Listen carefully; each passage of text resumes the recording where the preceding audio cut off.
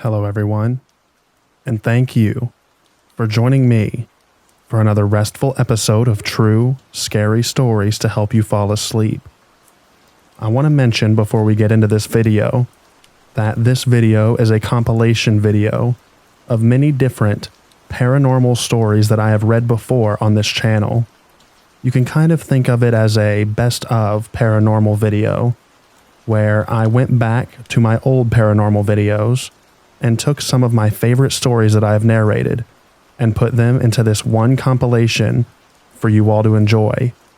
So, I hope you enjoy the stories, and I hope you have an excellent night's sleep. And without further ado, lay back, relax, and enjoy these true, scary stories.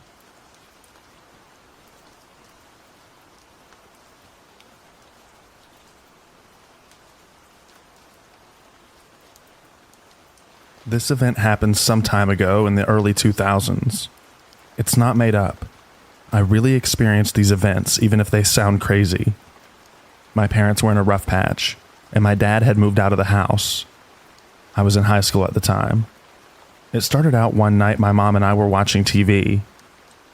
It sounded like scratching noises and heavy dragging noises in the attic, and we immediately assumed raccoons.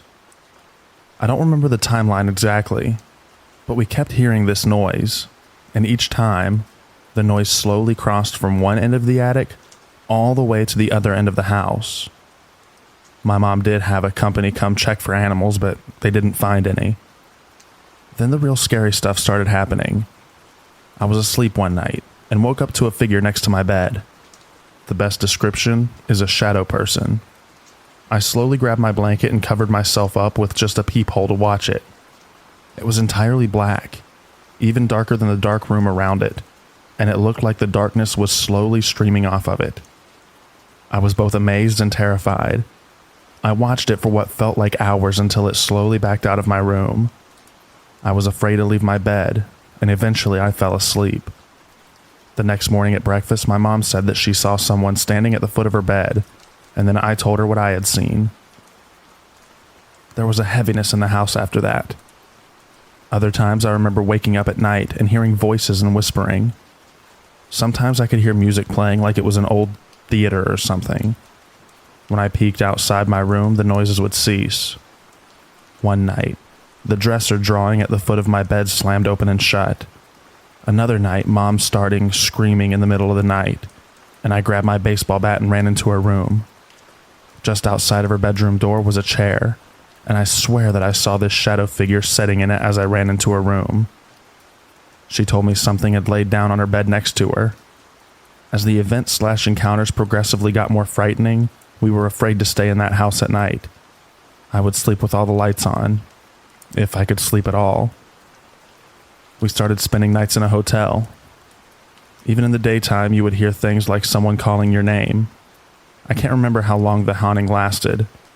I'm guessing at least 3 to 4 months had passed, and my mother was tired of being afraid in her own house, so she had the house blessed.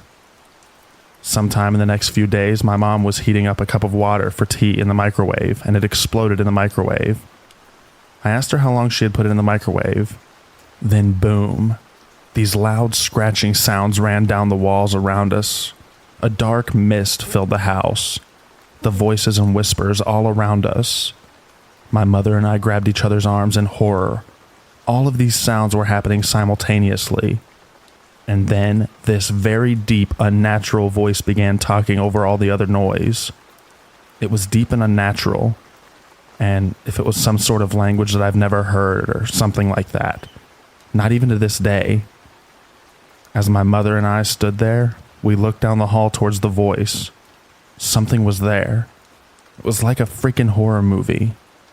It was quadrupedal, made of the darkness, like drawing with a Sharpie in the air. It had what looked like several rows of spines down its back. And then my mother started to pray, and so did I.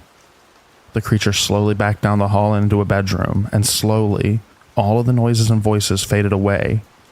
The mist and haze seemed to follow it down the hallway, until everything returned to normal. I never saw or experienced anything again in that house. If anyone was curious, yes, when friends came over, they would have experiences as well. I've had other experiences since then, but nothing like back then. Sorry for the length. I'm sure I've left out some bits, but thanks for reading.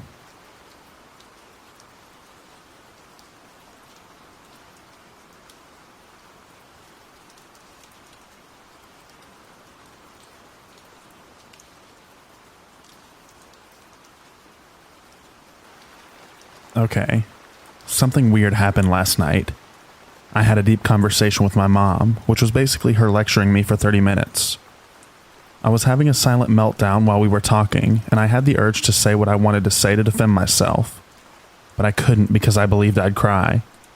Then, 3 to 8 minutes later, after she went out of my room, I heard dogs outside barking, and I just laid there, hopeless, and I questioned my existence. Like, literally, I did. I heard my family outside and my mom was like, "What's that smell?" I overheard her saying she smelt flowers and that the living room door opened itself.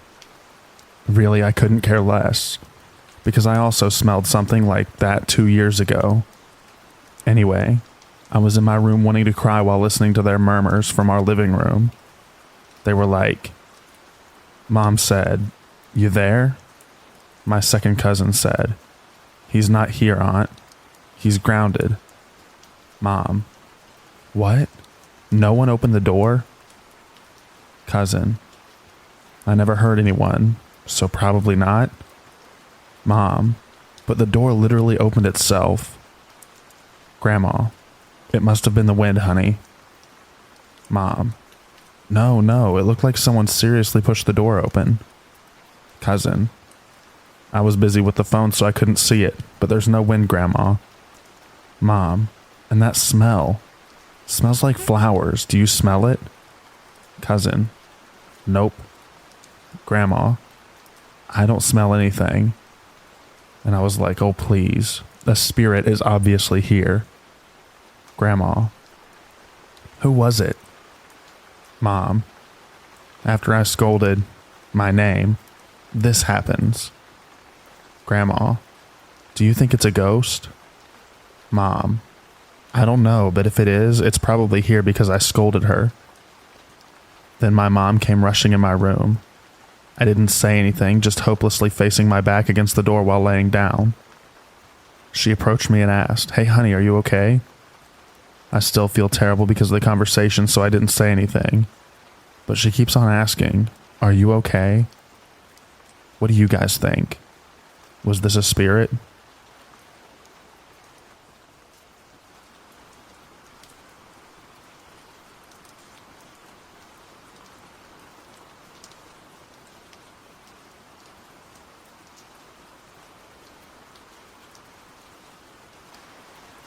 When I was a kid, I lived in a haunted house. I'll preface this by saying I'm generally a very rational person and I'm a very skeptic person by nature. I didn't grow up in a family that was religious or into the supernatural. And if I hadn't experienced these things myself, there's no doubt in my mind that I wouldn't believe in it today. Our house was built in 1912. On the outside, it seemed like a totally normal house. The moment I stepped inside that house, I felt uneasy and I couldn't explain why. My sister and I shared a room upstairs. I was sitting on my bed in my room one day, facing the doorway. It was one of those accordion doors that would click closed, and there was a space of about 2 feet at the bottom where it didn't reach the floor. It was only my mom and I home at the time, and she was downstairs. I heard the floor creak outside my door in the hallway, as though someone was walking into my room. Then I saw a white mist-type figure pass by my door. At first, I thought it was my mom bringing laundry upstairs, and I waited for her feet to appear under the door, but they didn't. I went and peeked under my door to see who was in the hallway, and there was nobody there. There was no wind, and no way it could have been a curtain blowing. I definitely saw something pass by my door. Another day, I was in my room alone again. My family was downstairs in the kitchen at the time. There was a wardrobe by the door that had a lamp on top of it. I was just sitting on my bed again, and all of a sudden, the lamp started to violently rock back and forth. It scared the crap out of me, so I immediately ran downstairs, and my family could see that I was scared and asked me what was wrong. I told them what happened, and they all looked at each other. I discovered later they tried to protect me from knowing any of the paranormal experiences that happened there. Another day, my sister and I were in the living room. It was summer, and we had one of those window air conditioners in the kitchen window. My dad was just finishing building a detached garage outside and had turned the breaker off so that he could finish wiring the electrical to the garage. There was no electricity at all in the house. We were just sitting there, and all of a sudden we hear the air conditioner turn on. My sister and I looked at each other and ran outside. My parents asked us what was wrong, and we told them how the air conditioner turned on by itself. My dad said that's impossible. There's no electricity going to the house. We had no explanation for how it turned on. Another day I was in my room, and we had one of those big fans that sat on the floor. My sister would always yell at me for leaving it on when I wasn't in the room. On this day it was really hot, so I purposefully left the fan on. I went downstairs to have a shower. Only my mom and sister were home at the time. I came back up to my room and the fan was switched off. I immediately felt uneasy because I knew I had left it on. I asked my mom and sister if they had gone upstairs while I was in the shower, but they hadn't. No explanation for how it turned off. This was back in the days where we would record songs off of the radio on cassette tapes.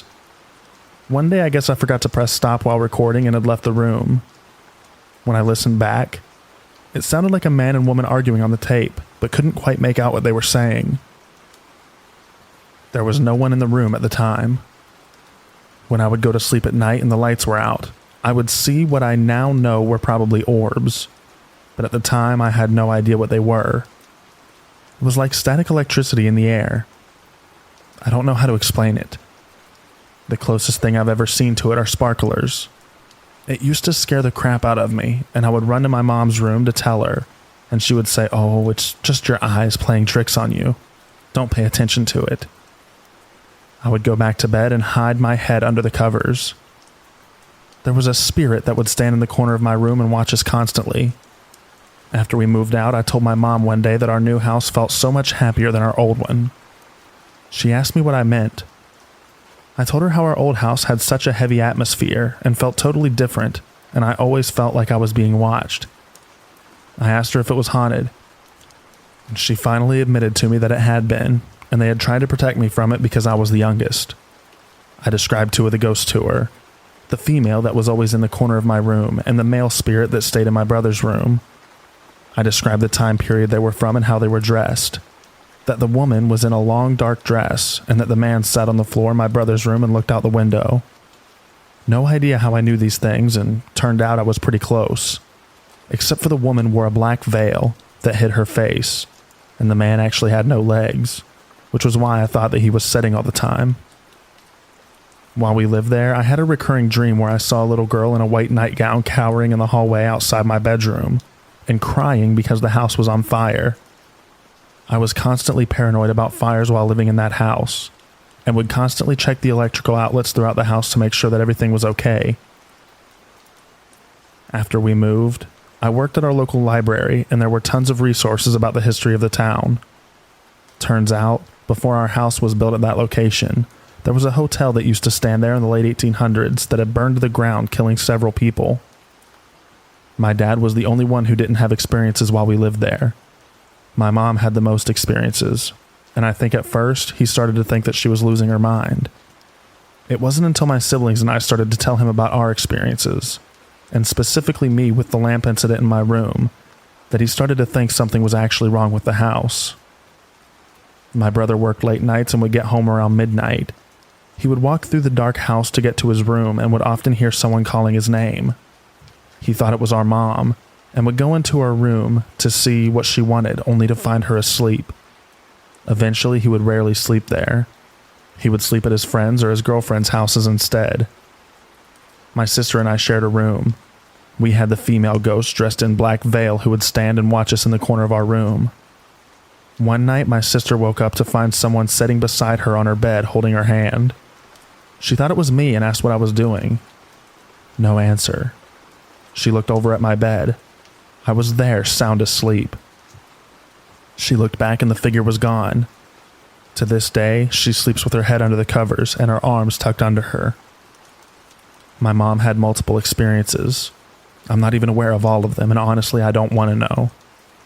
I know she said there were at least 5 spirits in the house, plus others that would pass through. In our basement, we had an old cold room, and this apparently is where the spirit portal was located in our house. Not sure why it was there or how it got there, but I think previous residents had dabbled in things that they shouldn't have.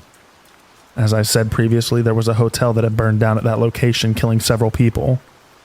I think previous residents could sense the presence of these spirits and dabbled with Ouija boards or seances to contact the spirits, and ended up inviting dark entities. Just a theory, but I believe people who lived there before us made the situation worse. My mom is very sensitive to spirits, and had experiences with all of them, I think. The woman in black was a protective spirit who would communicate with my mom quite a bit. I believe that spirit protected me from the other spirits also. My mom was walking down the basement one day and she lost her footing and started to fall. She suddenly felt hands on her chest and pushed her back up to an upright position. She never saw anyone, just felt them catch her as she fell. Another day she was vacuuming in my brother's room when the phone rang. She ran downstairs to answer it, and while she was downstairs she heard the vacuum start up and being pushed across the floor. She ran back upstairs, but by the time she got there it had stopped. She was the only one home at the time. We had so many issues with phantom calls in that house. This is before cell phones, so we only had a landline. The phone would ring constantly and nobody would be on the line. Or we would hear static, or as though there was a muffled voice on the line, but we couldn't make out what they were saying. I don't know how many times we had the phone company come to check it out, only to find nothing wrong. Then it escalated.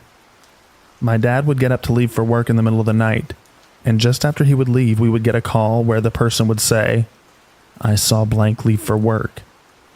This freaked my mom right out, so the police became involved to try and trace where these calls were coming from.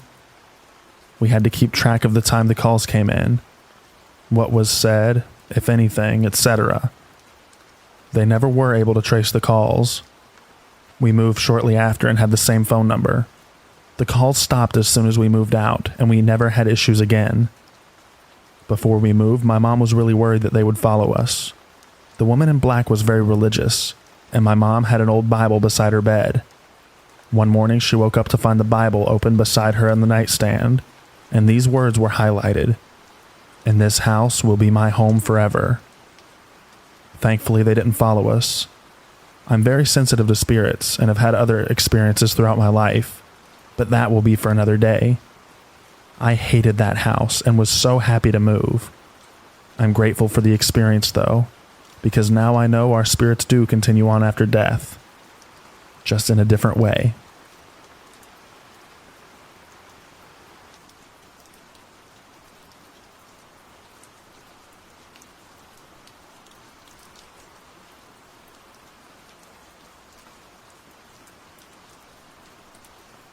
Hi, my name is Dominic. I'm a 15-year-old kid that lives in a small town in Texas. Keep in mind that this has stuck with me since it happened, and I'm still confused today. I'd like for anyone to try and give me the best explanation as possible, and let me know what you think. So back in about 2012, I was about 6 years old. We lived in a house in Abilene, Texas. So turns out, also I learned all this house info years later, the house was placed on an old cemetery and it was haunted. Well, on this exact date that I remember, it was May 5th, 2012 at 9:20 p.m. I went to sleep and started dreaming. The dream was my siblings in our bunk bed. The way our house was built, there was this short hallway to our rooms and ours was in the very back. The front of the room faced directly across the hallway to my parents' room. Down at the end, on the right in the hallway, there's a bathroom, and in the middle there was another room, on the left, and a closet on the right. Well, it was dark all the way down to the end of the hallway, and all the lights that were on in the whole house was the living room lights. Everywhere else was black, and you could barely see into the rooms. I remember I jumped out of bed, and all of my siblings raced to the end of the hall. I remember I was the last one out of the room. There's 3 things that I saw at once. 1, I looked into my parents' room across the hallway, and I saw a shadow in the window. 2, I saw my siblings at the end of the hallway all of a sudden. Last, I felt a gravity pin me against the wall. I tried to move and scream, but I couldn't. I was pinned against the wall and I couldn't talk. I looked to the right into our room, and we had a short dresser, maybe like 2.5 feet tall. And on it, we had a box television, like one of the big old ones. I was able to hear everything. The TV started playing this very disturbing but extremely clear-sounding orchestra sound.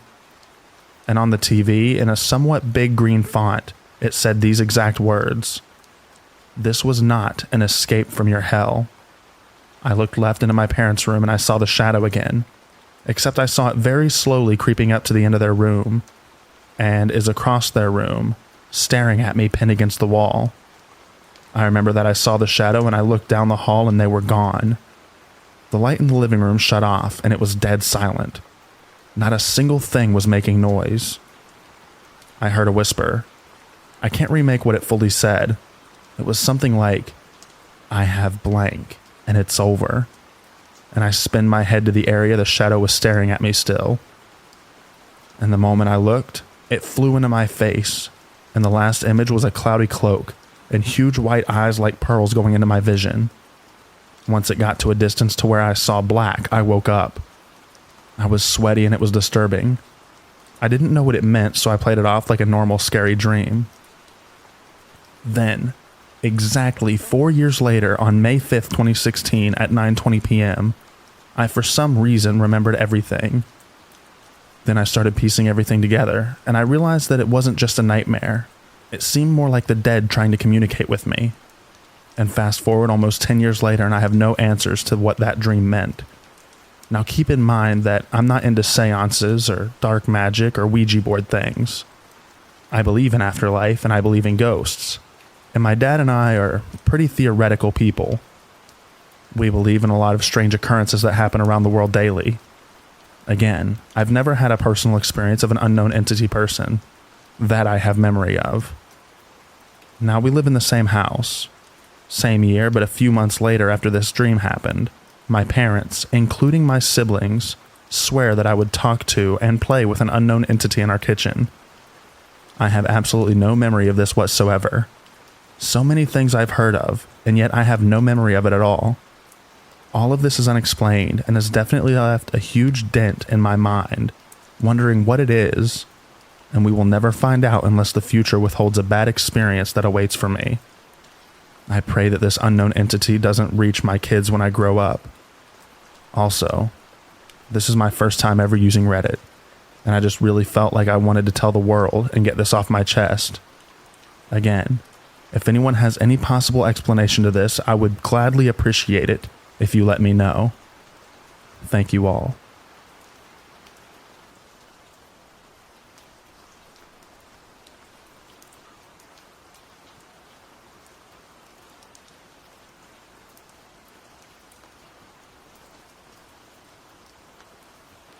These are my personal experiences.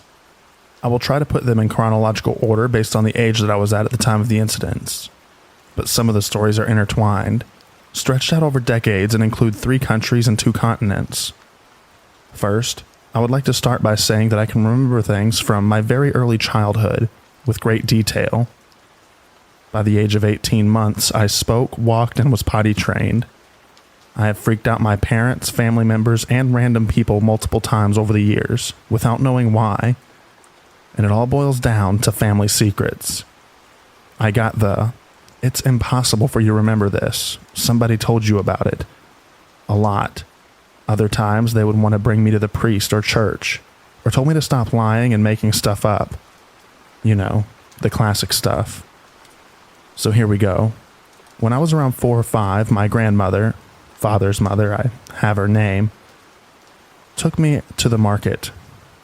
On our way back, I saw a group of women seated on the front porch of a neighboring house, and they seemed pleasantly surprised to see us. I heard one of the women say, "Is that Mary?" All of the women looked at us and started calling our name excitedly, but my grandmother didn't react, and it started to upset the women, especially the oldest one in the group. She could not believe that we weren't stopping to respond, as was the etiquette. Which was weird, even to little old me at that point.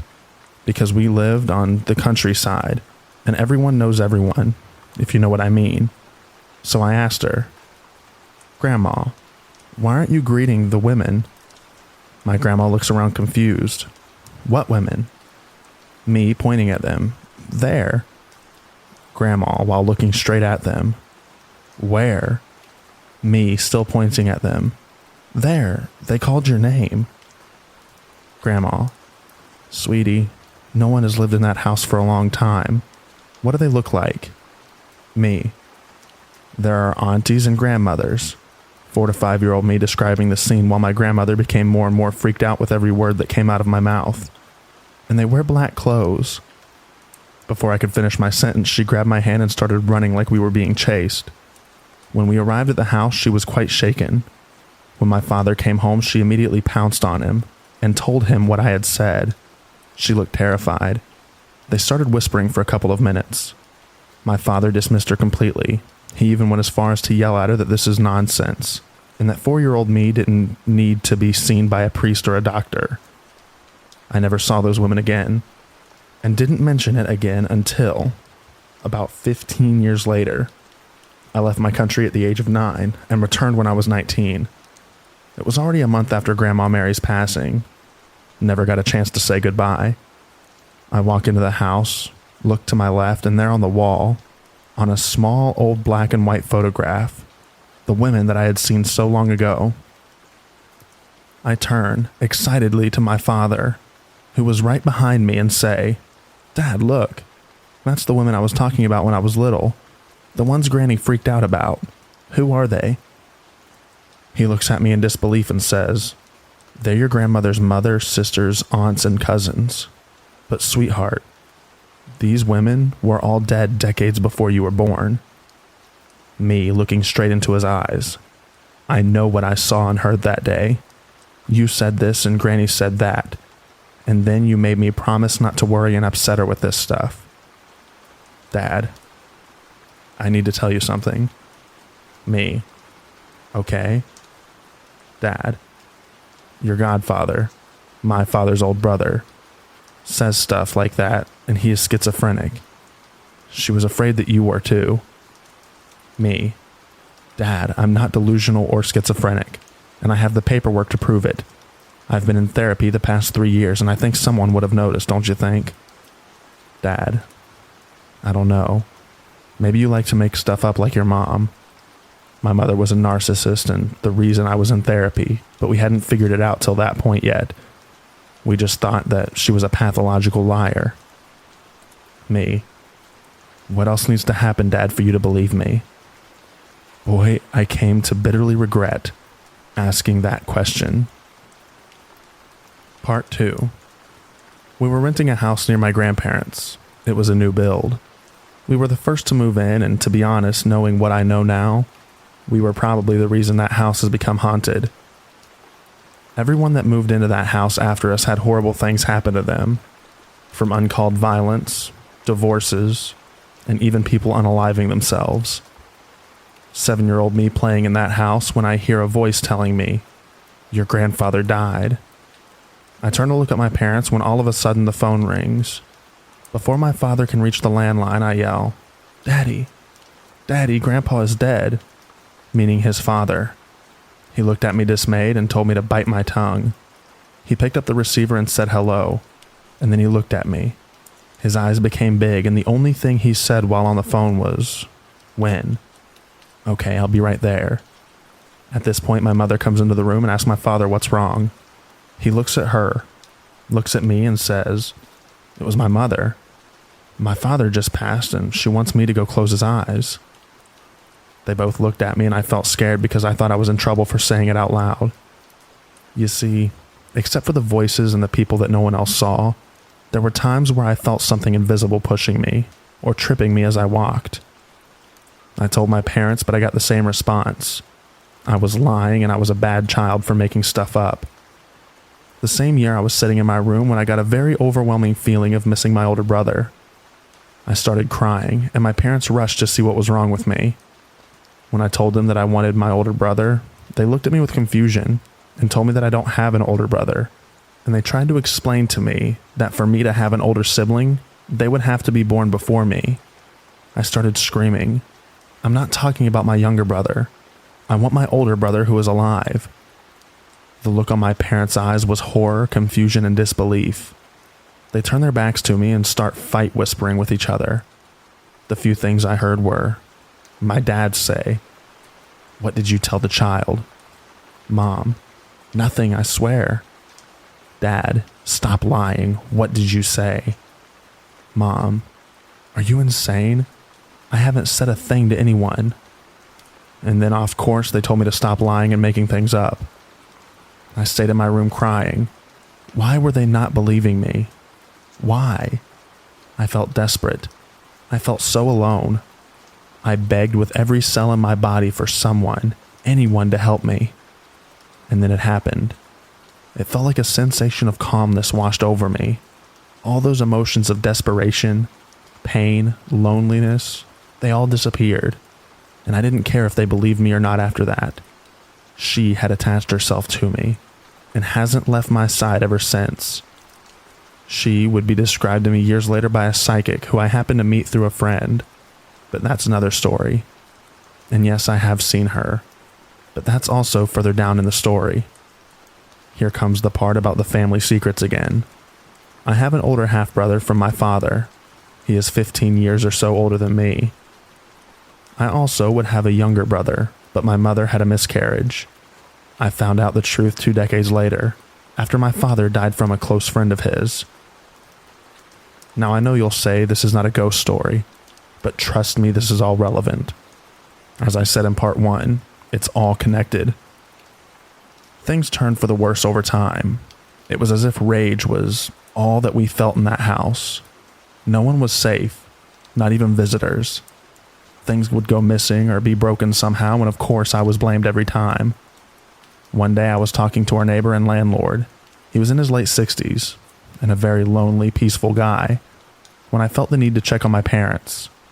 Something told me to go back to the door. The door had glass panels, and you could see into the kitchen. The first time I looked, my parents were chatting, so I played peekaboo with them through the door for a few minutes and left. But something told me to look again, and what I saw was horrific. I watched as my father beat my mother with a hammer over the head, while she lay on the floor with her hands over her head. Blood everywhere, and I screamed so loud that my father stopped. But when he looked at me, what I saw in his eyes was not human. The neighbor ran to get me, saw what happened, picked me up in his arms, and rushed me to his yard. A moment later, I watched in horror as our front door was open and my father dragged my mother, who was a bloody mess, out of the house by the hair down our driveway. Outside the gate was a man that I didn't know, and he was looking at us, laughing his heart out and really enjoying himself. But nobody seemed to notice him. I thought to myself, what an evil person he was for amusing himself with our pain. At that point, the ghost looked to me like regular people. I couldn't tell the difference. I was 7, for God's sakes. After this experience, I shut down, and I didn't see any ghosts or hear any voices or whispers, at least for the next decade. But that all changed when I moved to America.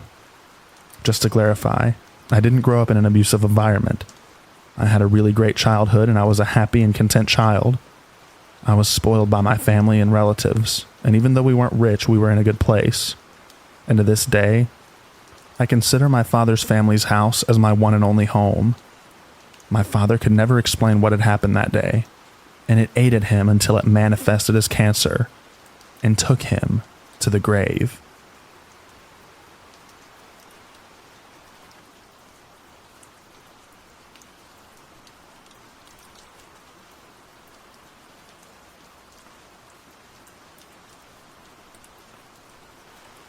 I used to live with my mom and her ex-boyfriend in a really big house. It was around 6,000 square feet, and it gave me bad vibes from the very start. Whenever I voiced it to my mom and her ex, they would just brush it off and tell me that I was just imagining things. They were always traveling and going places, while I had to stay behind because of my job. I was okay with this. I enjoy being alone. I was around 19, and after my friends had left for the night, I did my nightly rounds through the house. I would always check to make sure that all the doors were locked and the lights were all off. Once I made sure of that, I went to my bathroom to get ready for bed. My bedroom was the only one on the main floor. It was a 4-bedroom house, meaning there were 3 upstairs, one being directly over my room and a bathroom. My room and bathroom are separated by a small hallway, which can be closed off by a sliding door, meaning there was a door to my bedroom and to my bathroom, which I always left open because I could close off my little hallway. I start washing my face, and as I'm doing so, I hear what sounds like footsteps directly above me. I freeze in place and listen. They stopped. I shrug it off and continue. It's late, I'm just hearing things, and go back to washing my face. Then it happens again, this time a little louder. Again, I freeze. I know I'm not just hearing things, but what can I do? They stopped and I went back to washing my face. Then it happened again. I stop again, and then I hear and feel one of the loudest bangs that I've ever heard in my life. Imagine a 400-pound person jumping off a bed onto the ground. That's what I heard. I felt the rumble. If that wasn't enough, right after that, my bedroom door slams shut. I'm freaking out at this point and run into my room to grab my machete, thinking someone is in my house. I then run into the kitchen yelling, "Whoever is in my house, I will effing kill you." I have soap still dripping down my face onto the ground. Seeing that all the doors are still locked, I run back into my bedroom to rinse my face off quickly. I pack up my bag and call my best friend. I tell him what's happening and he tells me to get the F out of there. So I keep him on the phone as I finish packing up my bag and get outside to my car. As I'm pulling out of the driveway, I notice something upstairs. Every single light is turned on. I know for a fact that they weren't on 20 minutes before when I checked everything. I didn't even think twice. I just kept reversing and didn't look back at the house. I've seen enough scary movies to know that there would have been a figure in one of the windows staring at me. I went back the next day to see if someone did actually break in. There was no sign of forced entry. All the doors were still locked and nothing was missing. All of the upstairs lights had also been turned off. Fast forward 6 months and we move out. My mom then tells me that the house was turned into a hospice after the original owner from the 1930s was widowed and got lonely. She turned the house into a place for those with no family to die peacefully and not alone.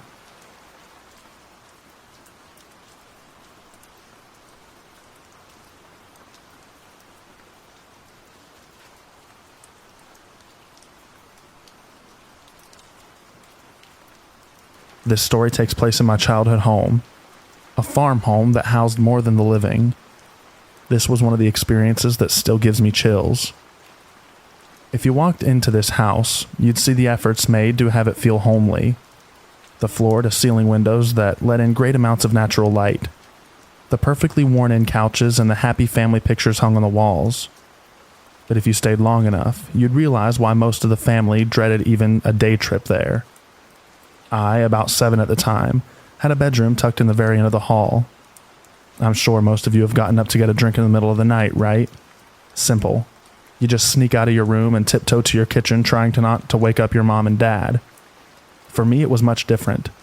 First, I needed to muster up the courage just to pull my covers off my head.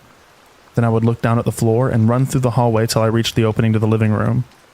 I looked down when I ran to make sure that I never glanced accidentally into the bathroom. See, the bathroom was at the opposite end of the hallway, and the door was almost always left open. Inside the door, the mirror on the vanity would show me everything behind me as I came through the hallway. After I saw an apparition of a woman behind me once, smiling with the most eerie smile you could imagine. That is the only way that I would ever walk down that hallway again. After the hallway came the living room. I'd walk quickly through the kitchen. The kitchen had a big center island that you would walk around to get to the fridge and the sink. The fridge had a water and ice dispenser on it, which had a light that turned on when you pressed your cup against the trigger that made it dispense. To my right was the sink, and in front of it, in the dark, sat what looked to be a black garbage bag.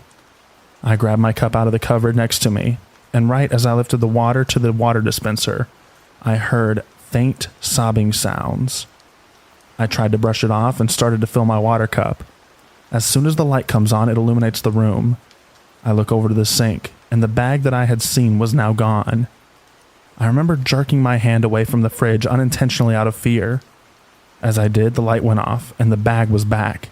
except more defined. Now I could tell it was a dark shadow curled up in an upright fetal position. I heard the sobbing again and immediately ran back to my room. I remember that night having a dream about a woman who had lost her baby. The baby got sick and passed away in its sleep, and the woman shortly after hung herself in the old shed at the far end of the property. I have no way to confirm this, but I believe the shadow that I saw was her, and the dream that I had was her way of telling me her story. From then on out, I'd see this sad shadow woman every night I'd get up, in the same spot, and every time I'd also hear her sobbing. She never moved or even tried to look at me. I think she was a very sad soul, kept captive by the evil spirits that controlled our house. I wish I could have helped her move on, looking back at it now. But at the time, I was just a scared child.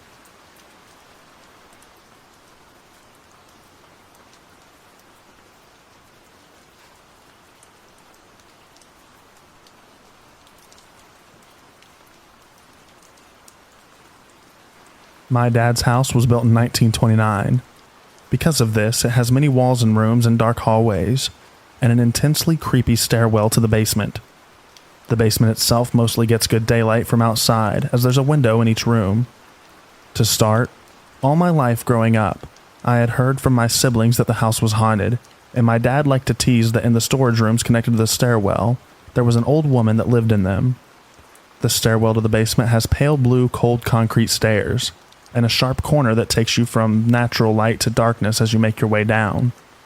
In between the levels of the houses, there are 2 storage rooms directly across from each other, with narrow, short doors that are connected by the stairs. They are pitch black, and the doors don't close. The wood beams of the house and the rock is completely exposed, and the floor is uneven. My oldest brother had once brought a Ouija board into the house, and as soon as he did, the kitchen cabinets started opening and slamming on their own. I've heard once you accept a Ouija board from someone, you have to give it away to someone else if you want the spirits to leave. I'm not sure whatever happened to the Ouija board, but I know that all my life I never felt alone in that house. I had never heard anything at first, just always felt like I was being watched. I would also see strange reflections move across turned off TV screens when I was home alone. When I got married, my dad offered up the basement apartment to me and my husband. It had just been remodeled, and it was perfect for us just starting out. Before they remodel, my dad had used it for his fish tanks, storage, and just being by himself. My husband and I's first night in that basement, things felt very off. A heavy atmosphere filled the basement. It was not a friendly presence. It was angry or malicious. I asked my husband if he could bless the house, and he did so. Immediately after the prayer, the atmosphere was lifted, but I still felt this strange energy, like whatever it was still trying to come in. Like if we opened the door, it would be back. Fast forward 4 to 5 months and I'm pregnant. I often forgot to take my prenatal until late, so we would be in bed with all the lights off when I'd go back to the kitchen to take it. On this particular night, I was in the kitchen, which was adjacent to the tiny living room with a window front door to a tight stairwell. I could see into the stairwell where I stood. There was a completely dark silhouette standing in the stairwell, looking right into my front door. In that moment, I felt the evil, suffocating presence. I felt like it wanted to hurt me and my unborn baby. I reached down to my phone, which had been on the table, and shined my flashlight at the door. I didn't see anything. I wondered if it was just my eyes playing tricks on me, so I turned off my flashlight and focused my eyes on the door again to see if it would still look like someone was standing there. The silhouette was gone. I returned to bed, too scared to speak. Shortly after this incident, I was still pregnant. I was waiting for my husband to get home. The evening light cut through my windows in this familiar orangey-yellow hue. I was in my bedroom right next to the door, and that bedroom window was right by the stairwell. You could always hear when someone was coming downstairs, and with the intense light shining up against the closed blinds, you'd see their legs walking down into the stairwell to the front door. As I sat waiting, doing my makeup in front of the floor mirror, I'm not just a weirdo who sits on the floor waiting for nothing. I saw the familiar shadow of someone coming downstairs and heard heavy footsteps. I thought it was my husband. I peeked my head out the bedroom door, which allowed me to see the windowed front door about 10 feet away. Nobody was there in the stairwell. I jumped to my feet and ran to the door and swung it open, convinced my husband had ducked down beneath the glass to prank me. Nobody was there. I went outside and started looking around desperately, running up the stairs to verify that nobody was pranking me. Nobody would have had enough time to climb the 6-foot wall of the stairwell without me seeing and get out of my view. From when I saw the steps coming down and when I was at the top of the stairs, it was about 30 seconds. My husband pulled into the driveway to see me standing at the top of the stairs confused. I even asked him if he'd seen someone running away from the house, and he said no. After those 2 incidents, I asked my husband to bless the stairwell down to the house, and I never saw anything there again.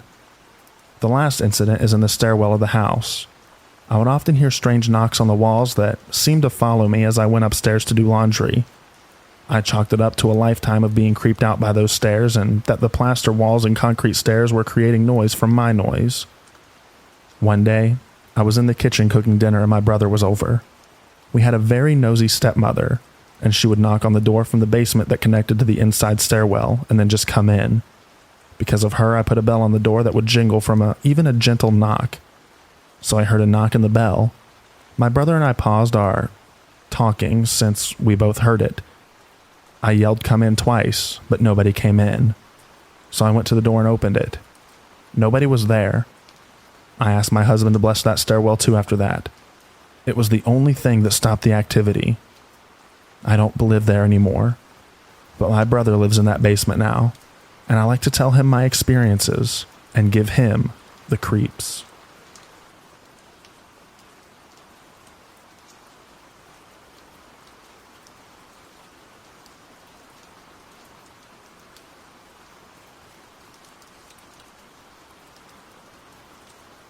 When I was about 7 or 8 years old, I remember going to sleep over at a kid's house.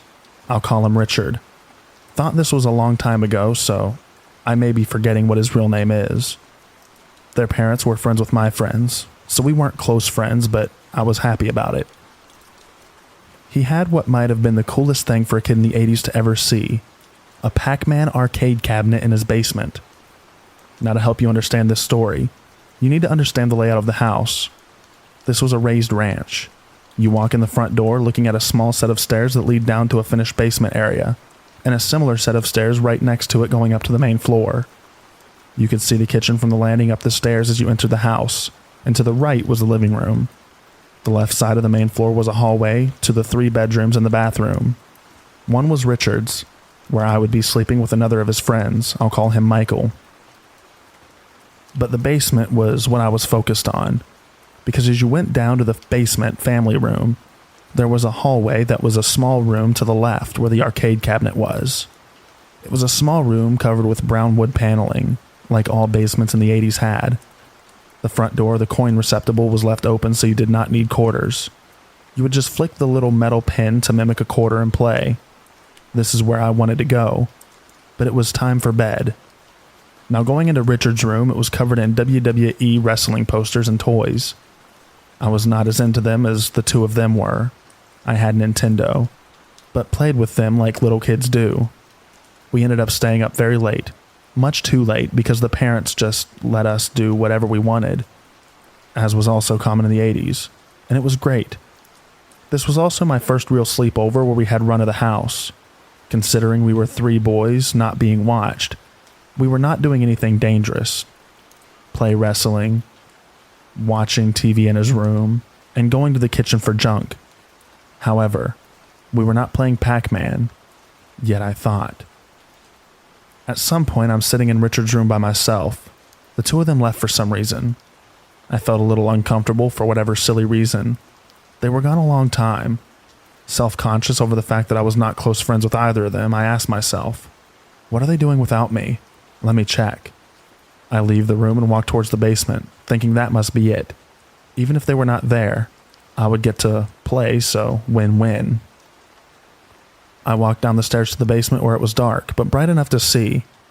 It may have been a full moon or there were outside lights, because I did not need to turn on any lights. I saw the room and saw the hallway where the arcade waits, but then Richard walked out and stood in front of me. He did not say anything and he was in his underwear. This was really uncomfortable because he looked mad, like he did not want me to go down there. I stood at the bottom step, not moving for a while, none of us saying anything. Finally, I figured, okay, you don't want me down here. and went back upstairs to go to bed. I looked up the second set of stairs towards the kitchen. This is where the chill crawled up my spine. Richard and Michael were in the kitchen, getting something to eat, and were up there the whole time. Now Richard was an only child, and there was no one else in the house other than his mother and father. Their rooms were across the hall from his.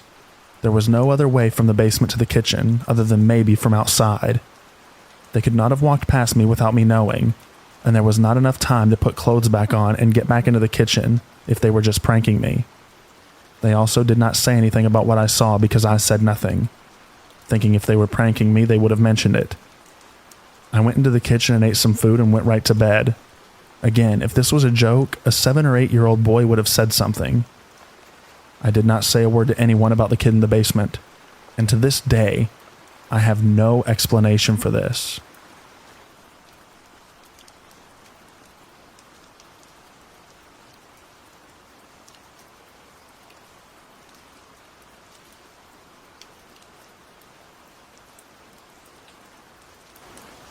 This story happened around 2014 in my grandparents' house. In January of 2013, my uncle sadly passed away from cancer in one of the bedrooms of my grandparents' home. Up until around 2012, when my uncle got sick and started living with my grandparents, I stayed at their house almost every weekend to just hang out with them. When my uncle got sick, him and his 2 daughters moved in with my grandparents, so my cousins shared one room and my uncle slept in the other. He was terribly sick, and unfortunately passed away in January 2013 in that bedroom. After he passed, my cousins still lived with my grandparents, so one of them took his old room. This story takes place around February of 2013. The cousin that took my uncle's old room was going out for the night on a Saturday, so I decided to go to my grandparents' house and stay over. Normally I would sleep on the couch, but since she was gone, I decided to take her bed. I definitely did feel a little uneasy sleeping in his old room, but I eventually fell asleep. I don't know what time it was when this happened, but likely around 2 a.m. since nobody else was awake and my grandparents did tend to stay up past midnight to 1 a.m. most of the time.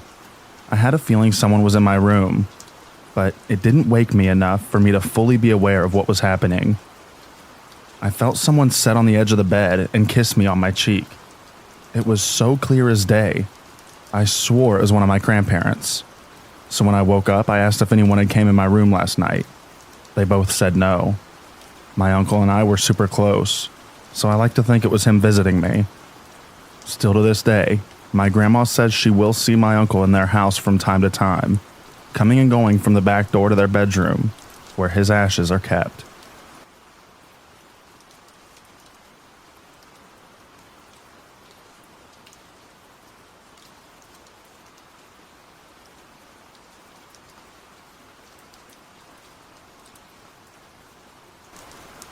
There's a house in downtown Ventura that is reportedly very haunted. It's a huge old house. My sister met a woman who used to live there. It has 7 bedrooms spread over 4 levels. I'm not sure what the architect type is called, so I'll just describe it as an old wood frame house with an antique ornate style, picturesque, set on the foothill overlooking downtown and the ocean and the Channel Islands. When I lived in the area, the house was vacant.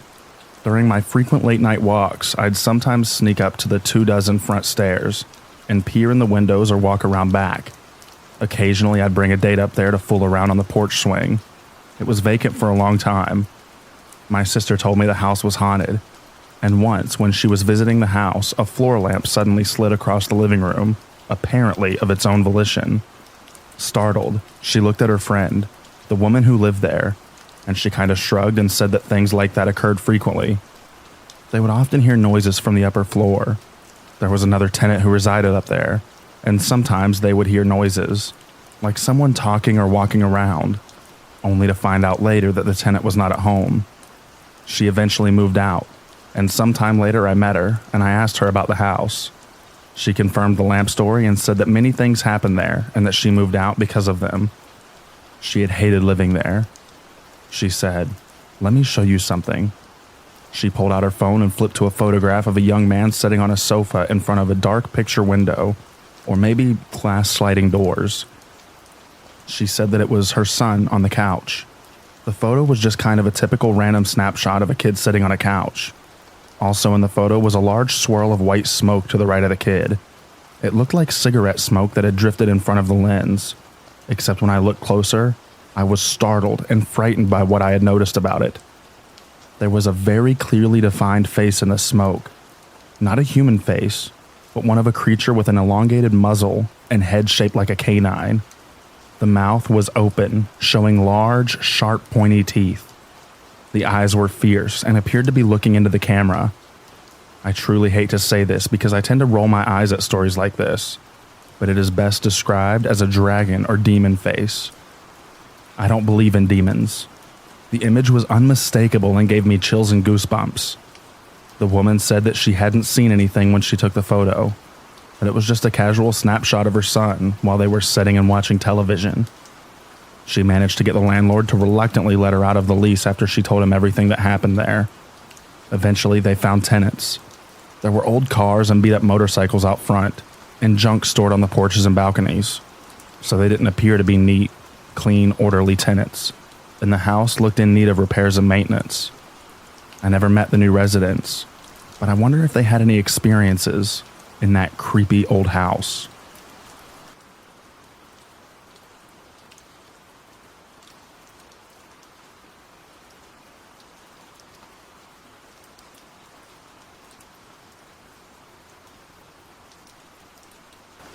"9 years ago, during the summer of 2013, my uncle called me one day asking if I wanted to take a road trip to Alaska. We live on the southern tip of Texas, across the Rio Grande from Progreso, Mexico, so I thought he was joking. It takes us 12 hours to get out of Texas from where we're from, so driving to Alaska sounded insane. However, he was not joking. And about a week later, I climbed into his dingy 1990 Chevrolet camper van with my two younger cousins, a 13-year-old female and a 10-year-old male. And we headed out on our 3-week excursion. I was a 15-year-old male at the time, a freshman in high school, and excited to see some new parts of the country. It took us about a week and a half to leave the United States, going through northern Washington. Still, by that time, we had been on the road for a while. We were getting a little annoyed being around each other 24/7, and we were generally trying to hightail it through Canada and get back home in a shorter amount of time. After arguing with my younger cousins for a while, I finally managed to fight my way into the front seat because that's where all of us kids wanted to sit. So I officially became the co-pilot. Even though I had an iPhone with GPS, my uncle was an old-school road trip fanatic, so he made whoever was in the front seat use this gigantic atlas book to give him directions as we drove. This night, we had just turned on a Highway 16 in Prince George, Canada, and we were going to be on that road for hours, so I had the atlas open on my lap, but I wasn't looking at it much. It was about 2 a.m., and my uncle decided we would drive through the night to make up some time, so naturally, I stayed in the front seat to keep him company while he went. We were swapping stories and making small talk, and my two cousins passed out in the back seats while driving down this somewhat desolate highway. At one point, while my uncle was telling me a story and I was looking out the window, I became mesmerized by the streetlights as they flew by my passenger side window. It was like I fell into this mindless trance of watching a streetlight go by and mentally counting 1, 2, 3, 4, 5. Then another would go by and I'd restart my counting. I did this for several minutes for no reason. Still, something about the perfect yellow illuminated circles the lights would cast against the pitch-black asphalt appealed to me, followed by 5 seconds of unrelenting darkness before the next morning would pass. It was soothing. That all changed when I saw the next streetlight coming up from my peripheral vision, but something was standing underneath it. I only had about a second to assess what it was. Still, I saw a petite older woman, maybe 5 feet tall at most, hunched over with a red shawl covering her hair, casting a shadow on her face, and holding a canvas tote bag that looked like it had something heavy inside. I specifically remember that she was wearing an off-white summer dress that went down to about her knees because it was cold outside, maybe about 35 degrees Fahrenheit, and I couldn't believe she didn't have pants on. Now, seeing this woman didn't necessarily alarm me in any way. It was more like I took notice of her and let my imagination take over with, "Oh man, that's creepy to see a random old lady standing under a streetlight in the middle of the night next to a pitch black forest." About this time, there was a lull in the conversation with my uncle. He had the radio on very low, and I was still staring out of my window, enjoying the hum of the roads as we kept driving. About 20 seconds after we passed that lady, the radio station we were listening to started emitting static and increased in volume, at least enough for my uncle to take notice and turn it down. It was a weird coincidence, but we were driving in a forest, so it didn't surprise me that radio signals could get lost out here. However, what was less explainable was that seconds after the radio went to static, the dashboard lighting that illuminates all the gauges for the driver started flickering on and off for over a minute. This got my uncle's attention, because running into an electrical issue at night would be a nightmare. As the lights are flickering, we see a sign that says fuel 1 mile ahead, or something to that effect. So he says, "Hey, I'm going to pull in and grab a cup of coffee and fill up." He pulls into this well-lit gas station, and we are the only ones there. He starts fueling up and tells me to stay outside with the kids while he goes inside for coffee. So I stand outside the van to stretch my legs and get some fresh air. As I'm standing there, I'm mindlessly looking around, and at some point I start to notice how eerily quiet it is. I hear the faint gurgle of gas pouring into the car from the nozzle. I hear the low hum of the incandescent bulbs that illuminate the pumps. I hear the light tapping of some of the more giant moths smacking into the glass pane covering those bulbs. There is no other noise, however. There are no cicadas in the trees, cars on the road, bats flapping their wings, air blowing. Nothing. It was unsettling enough to understand how entirely alone it was out here. My uncle walks back out, puts the fuel nozzle away, climbs back into the car, uncaps his coffee, and just quietly watches the steam cascade off the top of the liquid. I watched him this whole time because I thought it was a little unusual that he didn't start the car immediately, but then he turned to me with a slightly concerned look and quietly said, "Did you see that woman under the street lamp a few miles back?" I sighed with relief and chuckled softly because his bringing it up verified what I had seen was real, and I said, "Yeah, I did. She was kind of creepy." And he gave me a strange, expressionless smile, like he was trying to portray calm agreement. But it just seemed off. It seemed like something was bothering him that he wasn't telling me. Before I could say anything else, we pulled out of the gas station and headed north on Highway 16 as we were before, but slower now, because he had a massive cup of scalding hot coffee in his hand. And why he insisted on driving without a lid on is baffling to me. I noticed that the radio had returned to broadcasting soft music instead of static, and there wasn't anything wrong with the interior lighting. I told my uncle, "Do you think it was a coincidence that the radio and lights started malfunctioning right after we passed that lady?" He kept his eyes trained on the road ahead, as he grimly said, "Maybe." So, at this point, I figured he was trying to mess with me by making this seem more unnatural or paranormal than it was by taking on this serious tone. I tried to lighten the mood by saying, "Wouldn't it be crazy if we saw her again up the road?" And I got no response. Fine. At this point, I was slightly paranoid, but mostly just confused by my uncle's demeanor. So I opened the atlas and started flipping through the pages to kill time, and maybe find a route for us to take the next day. A few minutes go by. My eyes are focused on the map trying to make out highway numbers in the dim lighting of my cell phone screen. And suddenly, my uncle says, "No effing way." The intensity in his voice made my head snap up to look at him, and I saw pure, unadulterated fear on his face as he looked out towards my side of the windshield and said, "The lady." I whipped my head around to see if he was messing with me again, and I didn't see anything as I looked at the following street lamp in the distance. I looked back and said, "Ha ha, very funny." But he cut me off and frantically said, "I swear to God she was under that street lamp we just passed." Now I was annoyed and concerned because I was terrified of the paranormal at that time. And my uncle was driving, so if he was starting to hallucinate from exhaustion, that was dangerous. Before I could say anything else, he started slowing down and whipping the van around to start heading back down the road from where we just came. And I said, "What the hell are you doing?" And he didn't say a word.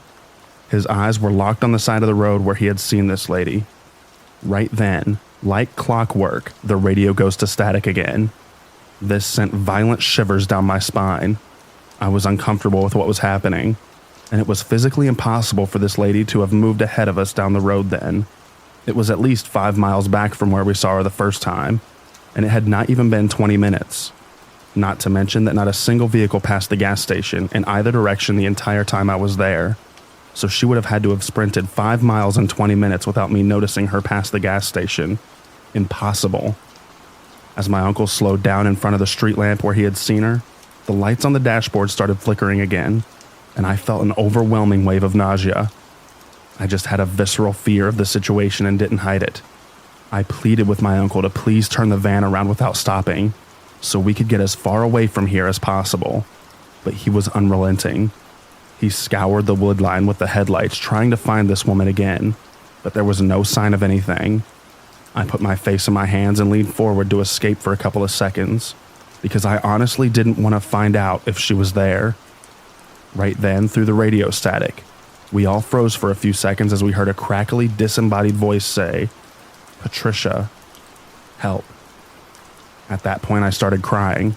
It was too much. There were no more coincidences or explanations for what was happening. I wish I could have passed out from fear to avoid what I saw next. After what felt like an eternity, but was about 2 minutes, he could not find her, so he started to turn the van around, but this time he did a slower 3-point turn like he was defeated and almost disappointed. I looked back up from my hands, happy to know that we would move past this, until he made the final slight turn to start heading back north again, and I almost threw up. She was standing on the side of the road, right effing there, no more than 20 feet in front of the van. My uncle let out an F-bomb loud enough to wake up the kids, whom I had forgotten were in the back by this point. So when I heard a faint female's voice say, "What's wrong?" from right behind me, I had to summon all my willpower to keep myself from pissing myself. I screamed like a child and jumped high enough to hit my head on the van's roof, closely followed by my cousin's blood-curdling scream once she noticed the lady on the road. The inside of that car was pure chaos for about 10 seconds. It wasn't until we both noticed that my uncle had not floored it yet that she said, "Papa, drive." I could not have agreed more with that statement. He had just started pressing down on the pedal when this woman, in the most inhuman and contorted movements, lifted her head just high enough for the streetlight to illuminate her completely blank, stark white face. There was nothing on it. No mouth, no eyes, no nose. It had deep, shadowy wrinkles and 2 shallow recesses where the eyes should be. I started gagging. My cousin started bawling uncontrollably. The younger male cousin let out the most pitiful and fearful moan I've ever heard. And finally, my uncle floored it. I had this deep sense of dread that, at that moment, the van would eventually shut down. And at that point, I would probably die from fear. It didn't, however. We peeled out of there as fast as the old van let us, and we just drove. We drove in stone-cold silence, not saying a word to each other, not looking at each other, and just praying for morning to come so we could try to forget what we had just witnessed. None of us ever talked about that night after that. The rest of the trip seemed to go by quickly, but it was different. There was a palpable tension between us, just wanting to return home and forget everything. On our way back, we made it a point to drive down Highway 16 in the middle of the day, speeding the entire time. I had kept a daily journal of our trip, so I could go back and reminisce years later, but I didn't write anything about that night because I knew I would never forget it. I couldn't ignore it. It wasn't until years later when I became interested in true crime podcasts and narrators on YouTube telling scary stories that everything changed. I was driving home from Austin alone one day, nothing unusual for me, and I was listening to some serial killer podcast. I had no idea which killer they were talking about at the time. Still, during the 2 hosts' banter about how this killer would target women and then dump their bodies along the highway, the other host said, "That kind of reminds me of that one highway in Canada where the same thing happened. You know, they call it the Highway of Tears or something. I think it was Highway 16 or 17 or something." When I heard him say Highway 16, I nearly crashed my truck because my arm holding the wheel jolted as I got a rush of fear through my entire body. I immediately pulled over on the side of the road and Googled ghosts of Highway 16, only to stumble on this article. I have honestly never felt that sick in my entire life. I had long since pushed that memory out of my mind, so it never even occurred to me to research if other people had similar experiences on that stretch of road. Even if it had happened to me, I don't think I would have wanted to search for it, because it would have made the experience more authentic. It took me 5 separate attempts to get through that article, because the first time, I felt tears welling up in my eyes as soon as I saw the highway photo. That was my last road trip with my uncle and cousins. When I'm in my hometown driving around at night, I have perpetual anxiety that on some lonely street she might reappear. And this time, I won't have anyone there with me. Now, I don't know if Patricia is one of the victims of that highway, or someone to whom a victim was calling out for help, but I don't intend to research any further. May she and anyone else who met that fate rest in peace. But if not, who knows?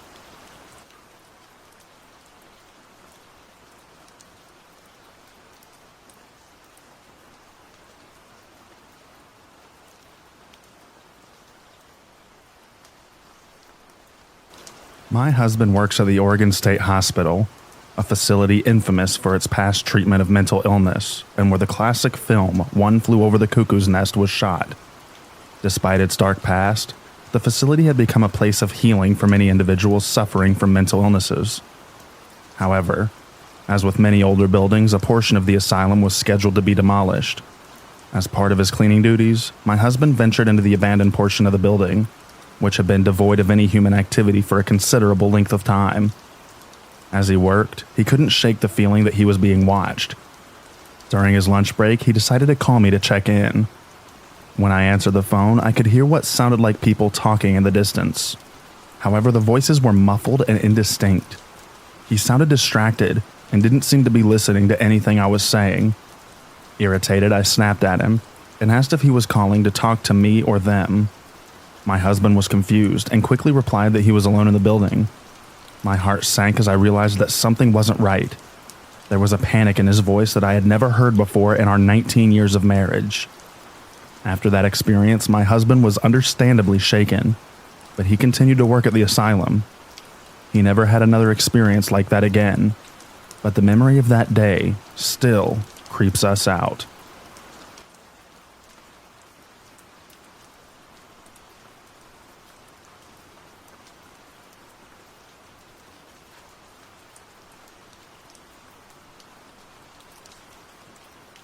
When my cousin's son was little, he was super attached to his imaginary friend named Joseph. He would take Joseph everywhere and do things like demand that his parents buckle him into the car, so he was definitely more attached than most kids. But some kids just have really realistic imaginary friends, so they didn't think it was anything weird. Fast forward several years. My cousins have moved out of that house and their son is a lot older. One day, my dad runs into the family, who had bought the house from them, who has a little boy of their own. As the conversation goes on, it gets brought up that the little boy who lives in the house now has an imaginary friend he is super attached to named Joe. Obviously, my cousin tells the family about his son who had his imaginary friend named Joseph while living in that same house. It's interesting, but ultimately assume it's just a funny coincidence. Fast forward again to the present day. The last family moved out of the house, and for several years it sat vacant. Recently, someone bought the house and renovated it. One day, my cousin ran into the guy who was renovating it. They live in a small town. It's not weird that he keeps seeing the people who bought this old house. They were talking about the noise, and my cousin mentioned the funny coincidence about the two boys having an imaginary friend with a similar name. At that point, the guy doing the renovations tells my cousin that while they were taking out a wall in the house, they found an old journal that had the name Joseph written on either the cover or first page. Unfortunately, I don't think they kept the journal, but at the very least, it's a very spooky coincidence.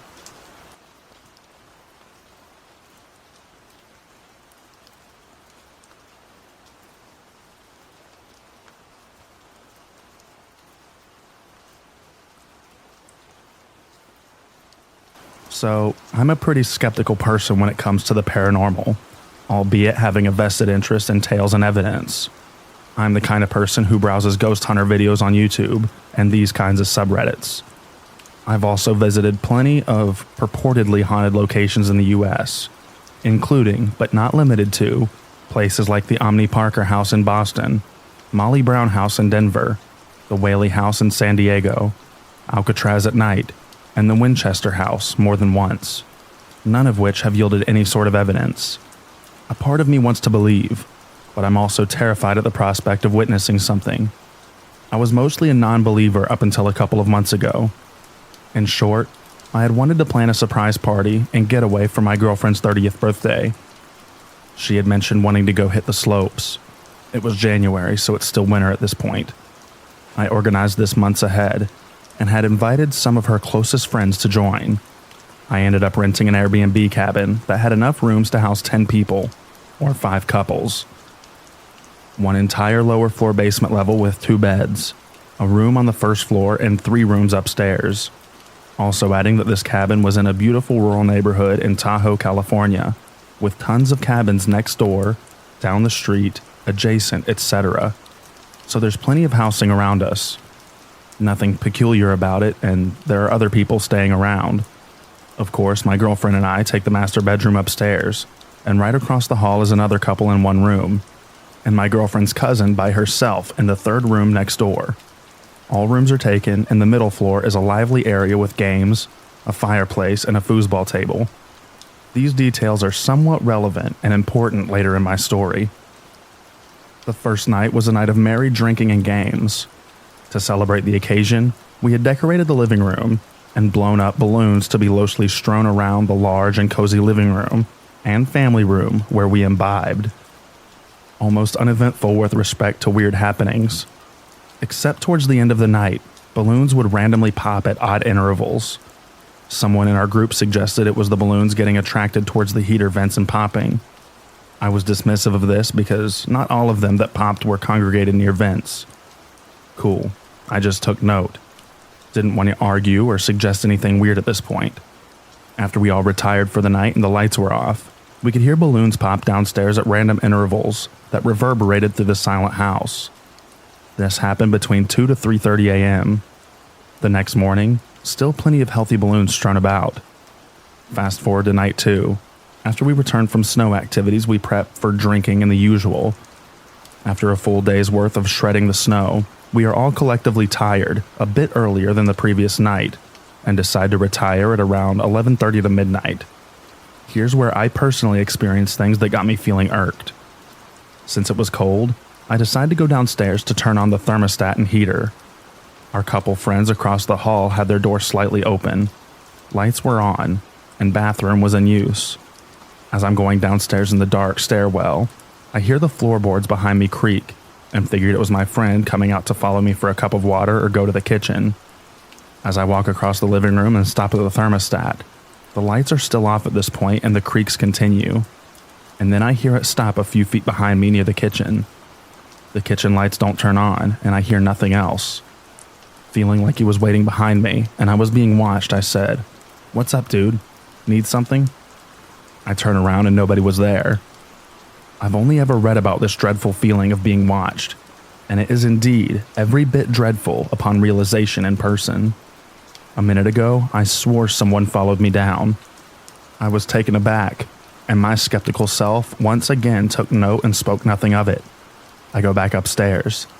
About 30 minutes pass and it's still cold.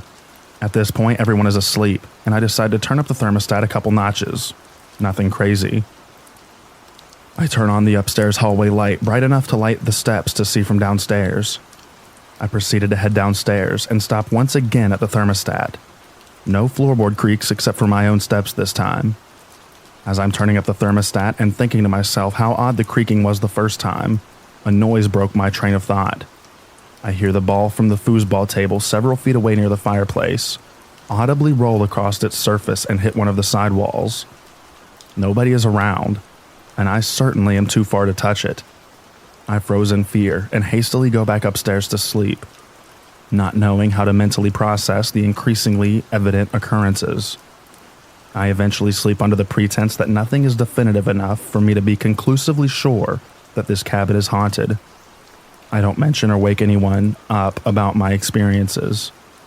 The next morning, as we leave and drive back home, The balloons were brought up by my girlfriend's friend/couple who stayed across the hall. I took this as an opening to talk about my experiences and disclosed them. At this point, my girlfriend's friend goes pale, gets serious, and tells us that the previous night she was wide awake when she noticed a dark figure standing at the foot of her bed. She states that she went into panic mode after blinking and realizing it wasn't a dream or hallucination, and shook her boyfriend awake, who I thought followed me down the stairs earlier that night, only to have it disappear. This by far, coupled with my experiences, is undeniable evidence. I myself was wide-eyed upon hearing this solid piece of information. My girlfriend's cousin, who stayed in the room next to us, then mentions she heard what sounded like breathing in her room, but dismissed it as naturally occurring sounds of the walls in the cabin. These events standalone could be nominal and may be explained, but collectively, it's hard to deny that something was present and amiss. I'm hoping that this is the extent of my run-ins with the paranormal, because I don't want to experience anything like this again. The universe has made me more of a believer.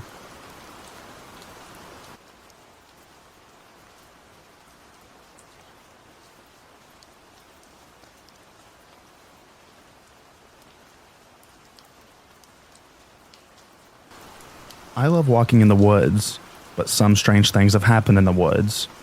Have you had anything weird happen to you? This was one of the strangest things that happened to me. It was a beautiful day for a hike in the woods, so I grabbed my backpack and set out on the trail. The sun was shining, the birds were singing, and the leaves rustled gently in the breeze. As I walked deeper into the forest, I noticed that the sounds of nature had grown quieter. It was as if the forest was holding its breath, waiting for something to happen. That's when I saw her. A woman dressed in white, standing at the edge of a clearing. She looked like she was from another time, with a long flowing dress and a ribbon tied around her waist. At first, I thought she might be lost or in trouble, so I approached her cautiously. But as I got closer, she vanished into thin air, leaving only the sound of rustling leaves behind. I was shaken, but I couldn't shake the feeling that I needed to follow her. So I continued on the trail, my heart pounding in my chest. As I approached the clearing where I had seen the woman, I heard the faint sound of music. It was a haunting melody, played on a violin. I stepped into the clearing and saw her again, the woman in white, dancing to the music of an unseen player. She twirled and spun, her dress billowing in the breeze. But then, as suddenly as before, she vanished again, leaving me alone in the clearing. I left the woods that day feeling haunted by the memory of the ghostly woman in white. I never saw her again, but I'll never forget the feeling of being watched by something not quite of this world.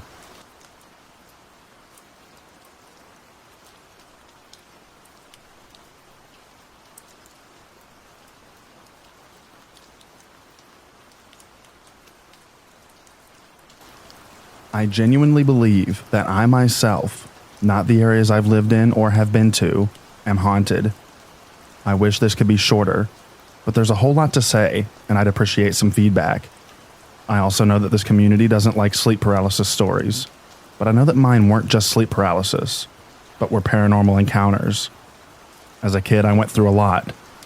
It really messed me up when my dad left my mom, and it made me feel really unsafe. I don't know why, but I felt like something has been after me my whole life.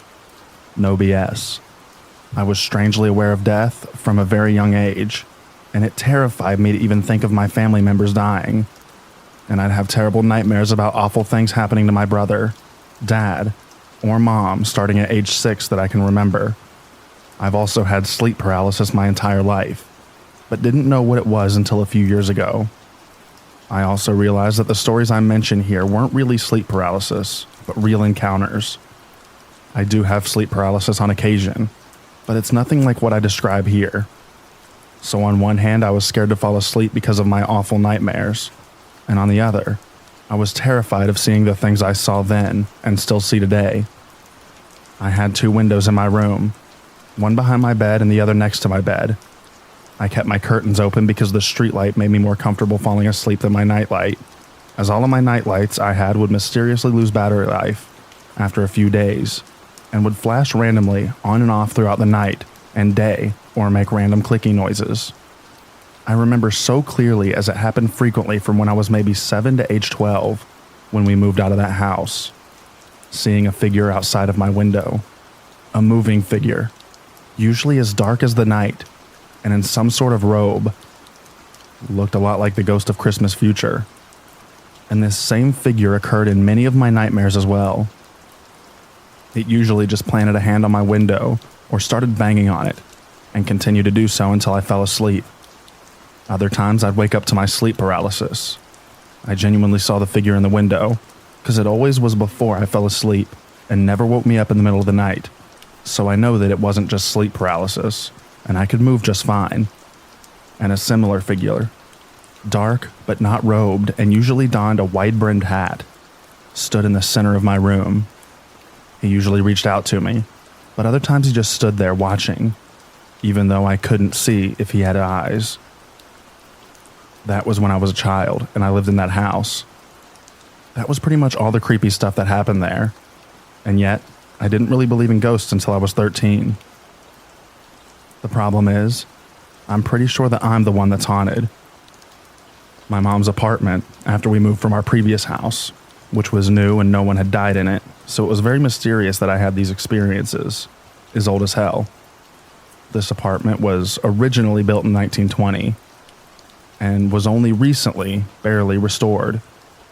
It has its problems, like leaky ceilings and bugs, but that's about it. But maybe the first time I experienced anything there was when I was 13. My room was really messy in the farther half of my room, where my TV was set up. Very strangely, the two cats we had would not go past the front half of my room, towards my closet and TV. I was really curious about it one time and set my cat carefully in front of my TV, where she screeched. That's not something she ever did, and sprinted out of my room. She was obsessed with me and mostly spent her time in my room, but only in the front half where my bed was. My mom even peeked in at her meowing at the TV one time when I was at my dad's. Then one night, I had gotten ready for bed and was about to lie down when I noticed the light coming from the other half of my room. My DVD player was on, and I hadn't used my TV or the DVD player in months, and it hadn't been on just 30 minutes prior. So what the hell happened? I knew very well that the cats wouldn't go near it, so I went to turn it off, and the DVD player has this little screen on it that says what it's doing. Things like searching, ejecting, turning off. But this time it said something that I've never even seen it say before. Controls. It turns out that you can click on the settings button of the DVD player and click a few more options to get to the screen where it would say that. But I didn't press those buttons and neither did the cats. So I turned it off and strangely fell asleep just fine. Little things have happened in my mom's apartment since, but nothing that could be clearly described as a paranormal occurrence. Until the last few years. I changed my room around in my mom's apartment when I was 16. I got a bigger bed and put it on the wall in that far half of my room where the TV used to be, and I put the TV in the front half of my room. The first thing I noticed was in my old Connect, which sat on top of the TV. It was a big box TV. I never used the Connect, but it was connected to the Xbox and would turn on when I turned on the Xbox. I could see the little Connect icon on my home screen and began noticing figures behind me, where my TV had been and now my bed was, but they didn't move. They were very humanoid, and nothing in my room would make those shapes, let alone show up so prominently on the Connect. Then came the touching. I began to feel someone touching me all the time. I would lie in bed and feel someone slowly press up against me. I would be in my kitchen and suddenly feel someone touch my back or shoulder when no one else was home. I could even be in school, standing behind my friends with no one else behind me, and feel someone touch my shoulder. That's when I also realized that it wasn't just happening at home. Not to mention my sleep paralysis began to get worse when I slept in my bed after it moved to the paranormal side of the room. But it changed from that figure to other things, like spiders crawling all over me, or a human intruder breaking into my room through my window and reaching in their hand. I could see it, hear it all happening, but no one was there. I can tell now that was real sleep paralysis instead of my paranormal kinds, as they were brief and didn't feel as threatening. My paranormal kind lasted hours. and is more ominous than threatening, even as a child. Then came the name calling. You know the feeling you get when someone says your name but they didn't? Now imagine that happening when no one's there. Everywhere I went, school, Dad's house, Mom's house, someone calling my name, usually in my own voice or some man's, but the voice was never creepy. If it was my voice, it sounded like I was screaming my own name, but if it was that man's, it sounded almost loving and caring. But no one was there. But the footsteps creeped me out the most. The footsteps started when my brother left for college, and my mom and I were left in her apartment alone. The footsteps also still happen today. My mom works a crappy schedule at a nearby hospital and goes to bed at around 7 p.m. to wake up at 3:30 a.m. I used to go to bed at around 10. My mom sleeps like crap. She always has and probably always will. So she wakes up in the middle of the night, almost every night. One night when I was 16, I was lying in bed about to fall asleep when I heard pots and pans banging in the kitchen. I was tired and I just assumed my mom couldn't sleep and got up and did the dishes or something. Then I heard footsteps outside of my door and saw a shadow underneath. Kinda weird. My mom had zero reason to come near my door. The next day after she got home from work, I asked her what she was doing the night before. She said she slept great and she didn't get up once. My mom didn't believe in ghosts, at least not spirits that would be around our small town or anything. If it was something bigger and a lot happened there or many people died, that was one thing. But when my mom started hearing the footsteps at night, she started to realize that the stuff I've been saying might not be so crazy after all. She even started asking me if I had gotten up at the night, when I usually slept great and didn't get up at all. Occasionally, we've heard the footsteps and have seen the shadow from underneath our doors together. Occasionally, we walk out just to see if we straight up have an intruder, just to see nothing there, but continue hearing the footsteps go around the house where we're looking. I've heard my mom's voice as if she was talking to someone, when in reality, she was fast asleep.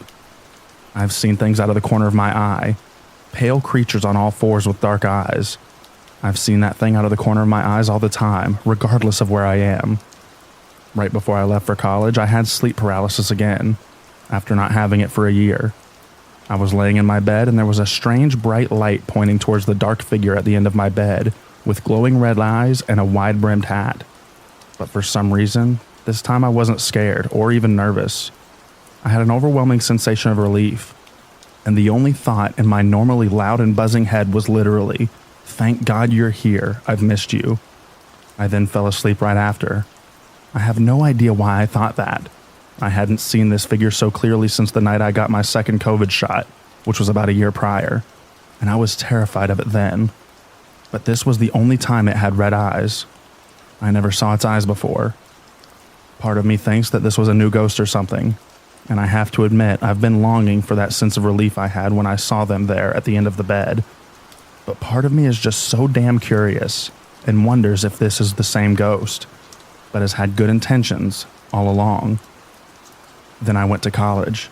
Nothing happened for months until I came back after Thanksgiving break, deciding to drop out at the end of the semester.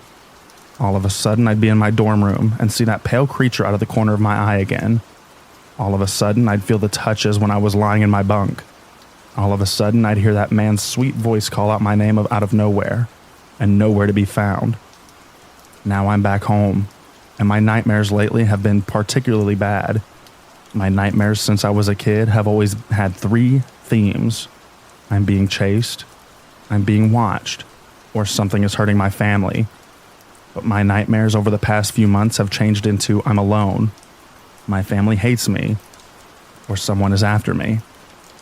Not to mention a single nightmare where my family was possessed, and the only safe place to hide from them was my room. This could have nothing to do with my ghosts or anything, but I also think it's strange that the paranormal occurrences have been happening more often than not now that I'm back home. The footsteps are back, and I hear them almost every night. Last night even, my door cracked open the slightest bit when I was playing a game on my computer. I see the pale creature all the time, peeking around the doorways or scampering at the end of my bed. Frequently, I've felt someone laying beside me, but now instead of being worried, I feel comforted. While the pale figures still terrify me, I genuinely miss that dark figure that I saw at the end of my bed. I wonder if the feeling that someone's laying next to me in my bed is the same spirit. I've tried talking to him. I say him because it's a rather overwhelming masculine presence that I feel. But without, actual ghost equipment, which may or may not even work, I can't get an actual answer. All I can say is that it doesn't seem that he can move things, but he can hear me. Maybe a week ago, I was laying on my stomach when I felt someone slowly lay across my legs, kind of like a big dog, but my back stiffened. So right when I was about to roll over, I said, "I'm gonna roll over now, but if you want to lay with me, you can after I move." And I rolled over and felt a whole body lay on top of me, to the point that I thought that if I opened my eyes, I would see his face. I opened my eyes, but obviously no one was there. I even looked down at my legs, still feeling numb and feeling the weight of someone on me when no one was there. But it was comforting.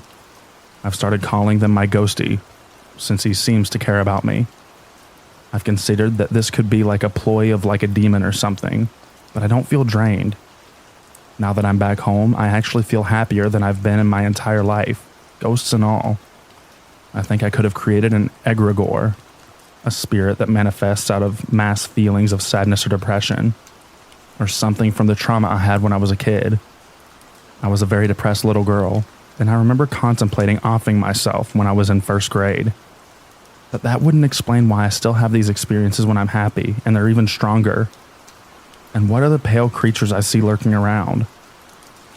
I actually see those at my dad's house more often than here at my mom's. But I'll discuss what happened at my dad's place in another post. And why would I start being comforted by the spirit that caused me so much fear and depression in the first place? I'd love to hear what everyone thinks of this. Am I haunted? Or am I just going to coincidentally haunted places? Why would I, specifically, be targeted?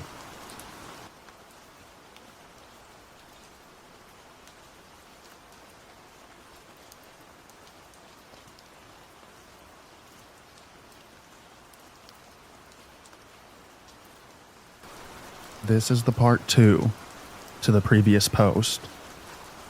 If you've read my previous post, you know that I've had countless paranormal experiences regardless of where I am or who's around me.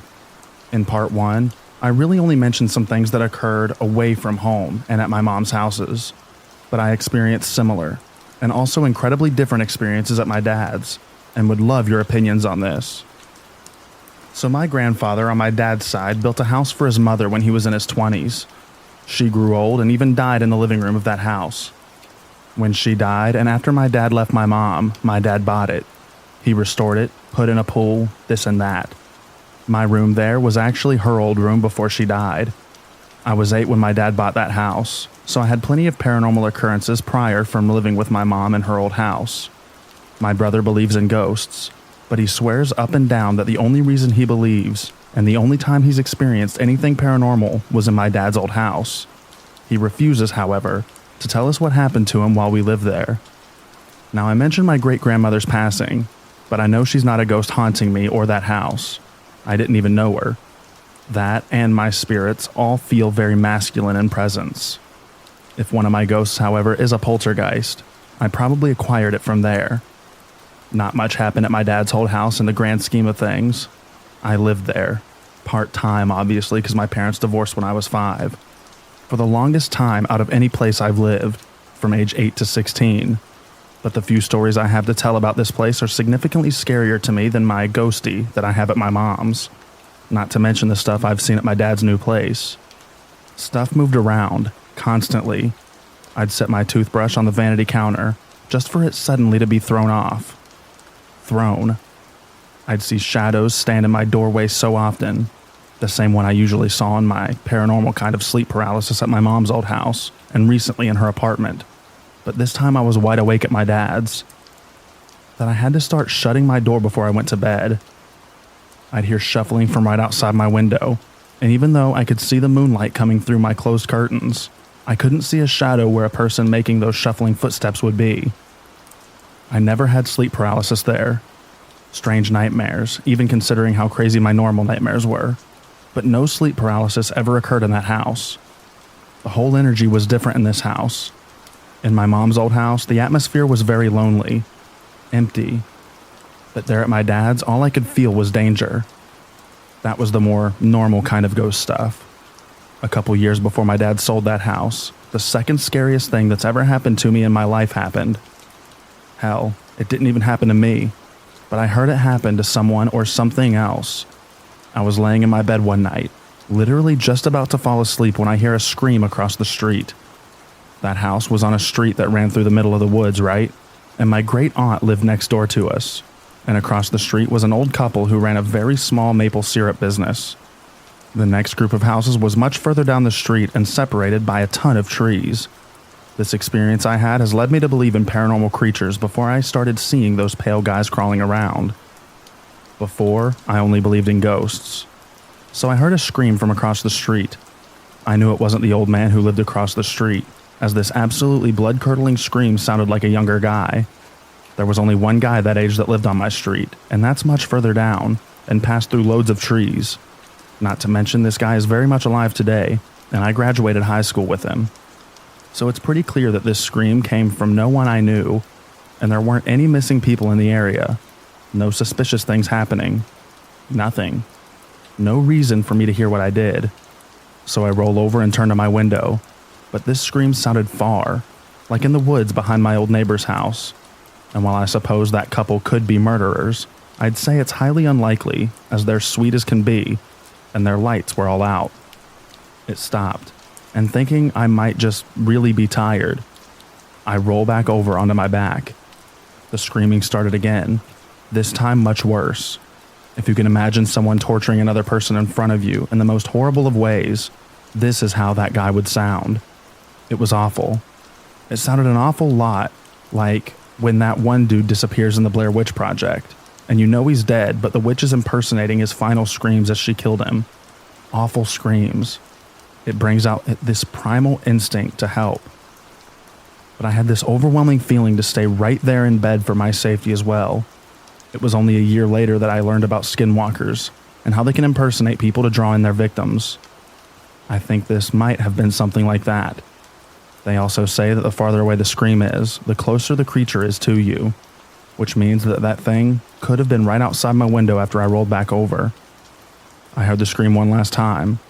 The worst of it all, higher pitch, wordless, just moans, heavy breathing and screeching beyond terror. Then it very suddenly stopped, and for some reason I stopped worrying as soon as the screaming stopped and peacefully fell asleep. I seem to sleep the best when some of the scariest stuff happens to me for some reason.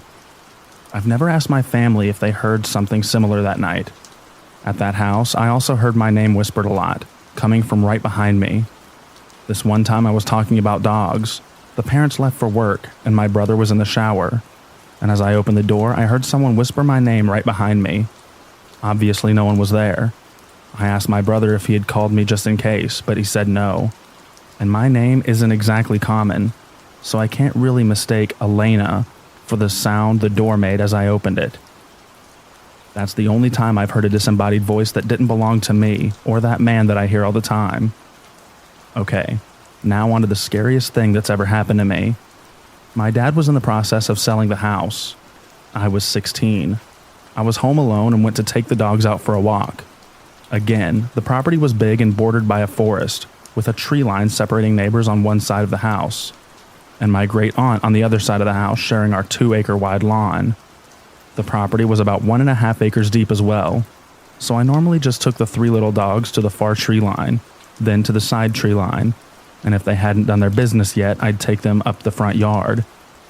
I hadn't even made it all the way down to the far tree line before they'd all done their business, and if they hadn't gotten it out there, I don't know what I would have done. So I started to take them back to the house when I hear a rustling noise way over in the side of the tree line, about a full acre away from where I was standing with the pups. Sound traveled strangely far in my backyard, maybe because it was so open before the tree lines. I look over at the tree line, and I swear I'm shaking when I say this, because I've only told a precious few.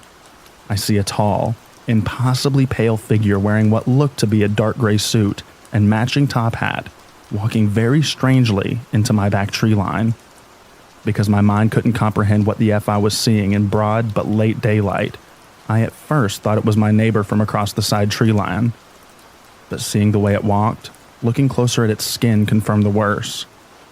When I say impossibly white, I mean it was just about the color of paper. Its skin stood out so much against the gray of the suit. I was seeing it from the side at first, so I didn't really get a look at its face, but from what I could see, it didn't really look like it had one. It was maybe 7 feet tall, and it went back and forth from hunching and straightening up as it walked. If you've played soccer, you'd know what knee highs are. Now imagine walking very slowly doing knee highs, taking one knee up to your chest, then the other, all the way up. That's how this thing walked. And from what I could see, there wasn't any hair on its head, nothing but a drab top hat. And it walked right next to my side tree line, looking and walking towards my far tree line. The dogs finally noticed that I was standing in the same place for a little too long, and looked over at this thing that I was seeing. Then one of my dogs barked and I freaked the F out. I looked back up, expecting to see it start running at me, but I think it was much creepier that it continued to walk the same way, towards the back tree line without looking over. All it did was slow down. Then my other dogs got in on the barking, and I just watched as it kept slowly walking towards my tree line.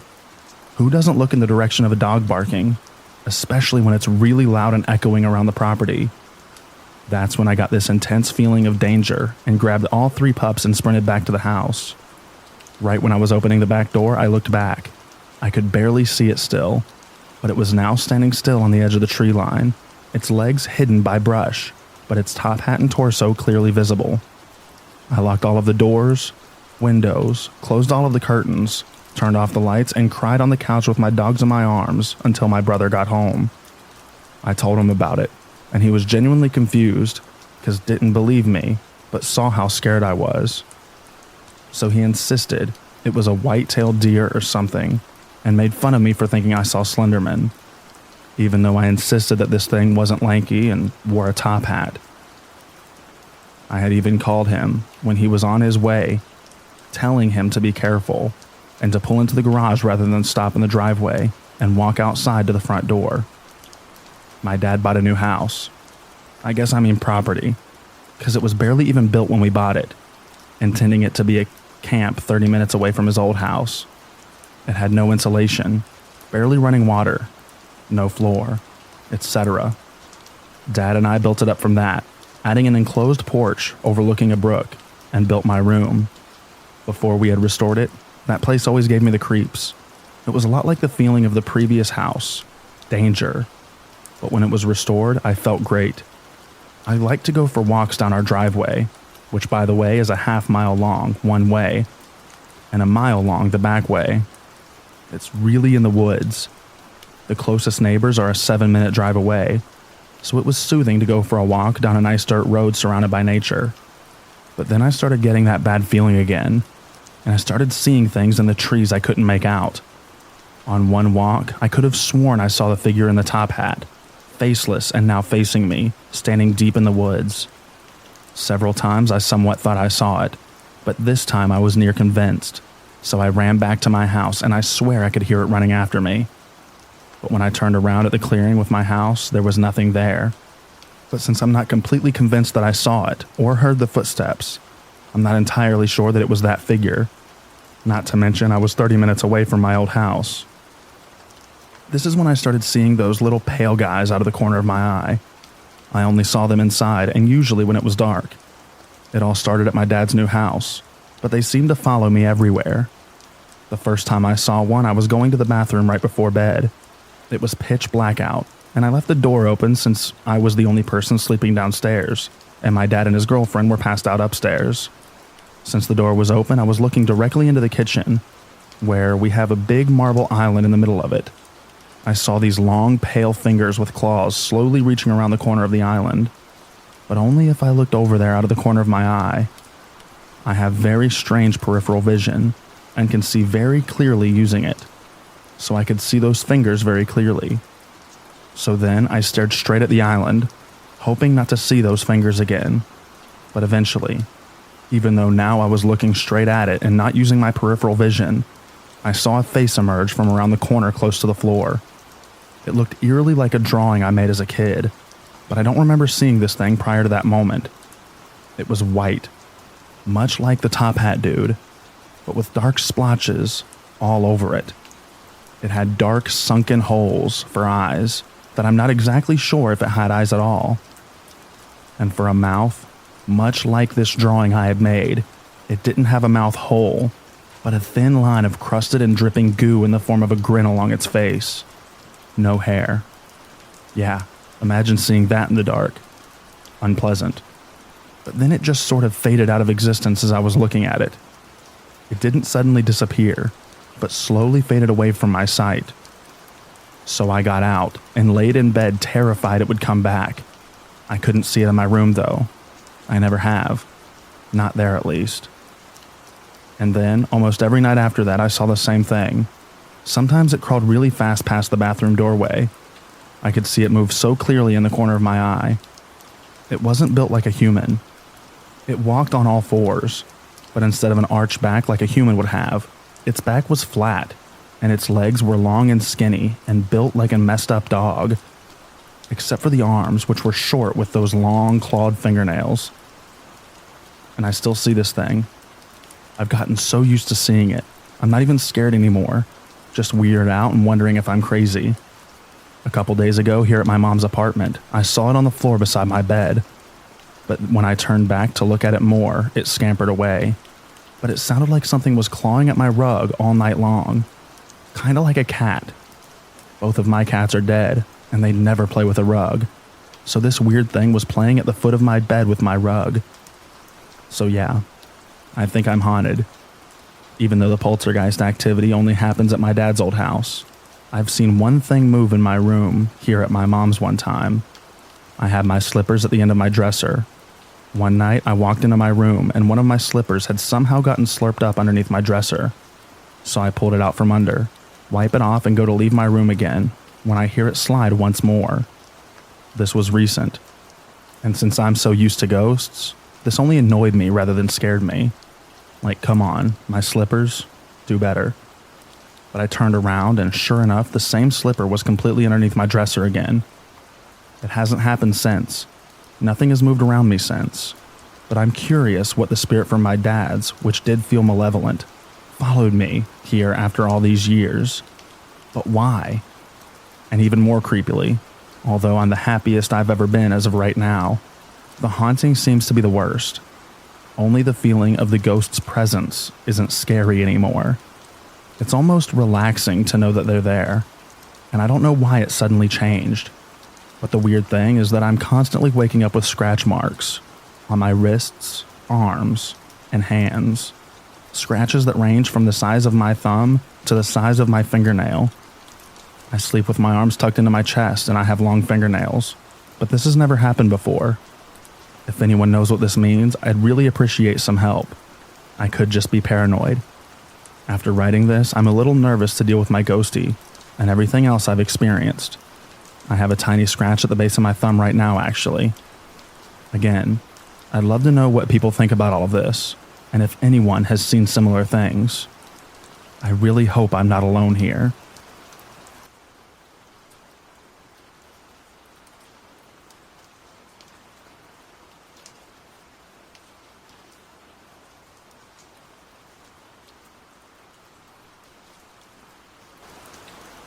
I'll try to keep this relatively short, as there isn't a whole lot to it. When I was a kid, I would stay over at my grandfather's house every other day while my mother was out doing stuff. Normally, I don't feel scared of this house unless it's late at night, but something happened in the morning when I was 4 years old.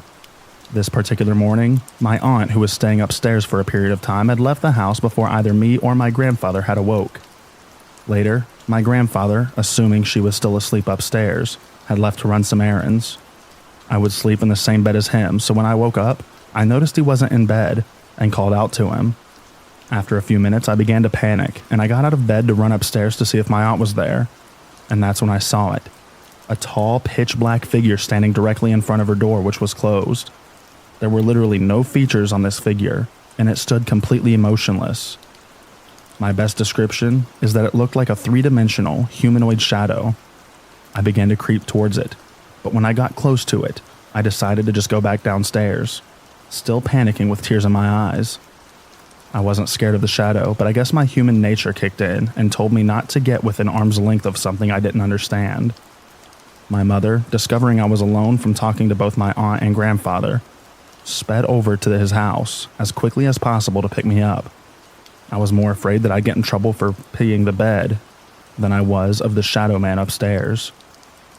When I changed my clothes and got in the car, my mother asks me, "Did you try to go upstairs to see if your auntie was there?" To which I replied, "I tried to, but that man was standing in front of the door." Keep in mind, this is coming from a 4-year-old who barely has a grasp of the concept of lying. Imagine hearing that from your kid randomly, of all things. I'm an adult now, and have heard from my mother that when she was younger and was studying over at my grandfather's house, that one night she woke up and saw 2 men talking in the hallway, but couldn't make out what they were saying. When she screamed to wake her dad up and turned back towards the hallway, they were gone. My grandfather's house is pretty old, so between these 2 experiences, I think there is at least one spirit haunting his house. I haven't really experienced any more paranormal stuff other than seeing a shadow of what looked like my dog running to the side of my bed. My buddy saw it too. But I'll never forget that tall, featureless figure.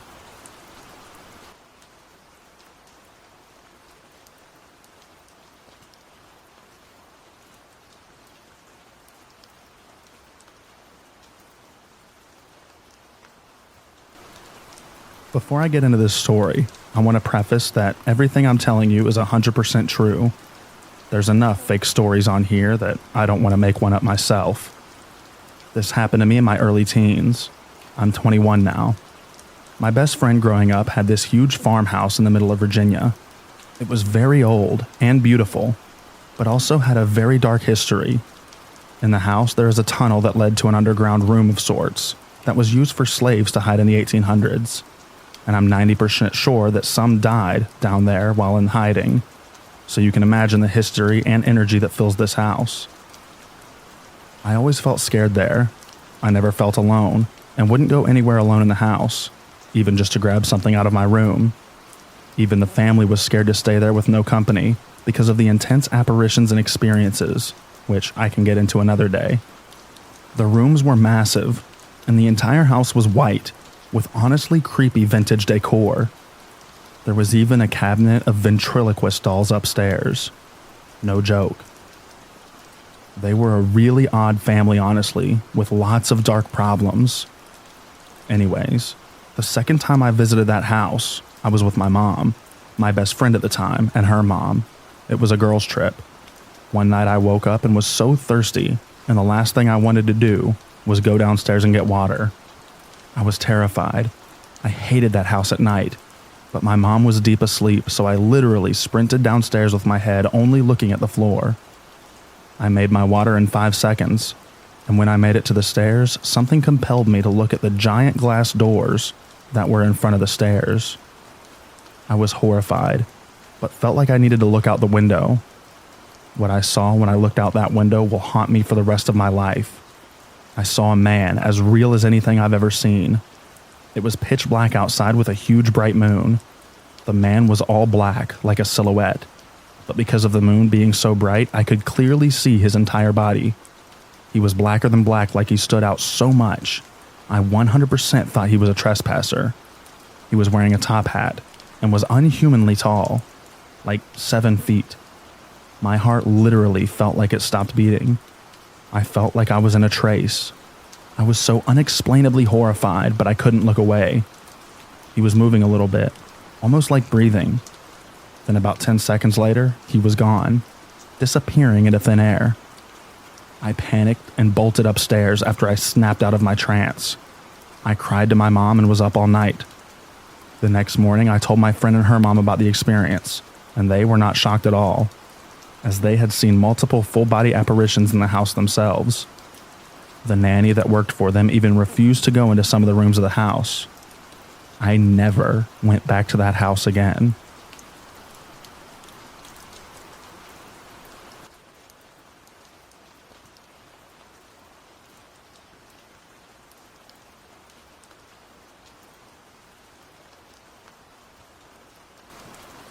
Growing up, I always knew that my childhood home was a little different. Strange things would happen without explanation, and an eerie feeling would often linger in the air. One night, I woke up to the sound of footsteps coming from the hallway, but when I opened my door, no one was there. Another time, I found a toy that I had lost months prior sitting in the middle of my room, as if it had been placed there deliberately. But the most vivid experience I had was when I was home alone and heard someone whisper in my name. I called out, thinking it was a family member, but there was no response. Suddenly, the lights flickered and my room grew colder. I felt a presence in the room with me, and knew without a doubt that it was not human. I never felt unsafe in my childhood home, but the unexplainable occurrences definitely left an impression on me. Even now, years later, I still wonder what kind of energy or entity resided in that house. Have you ever experienced anything like this?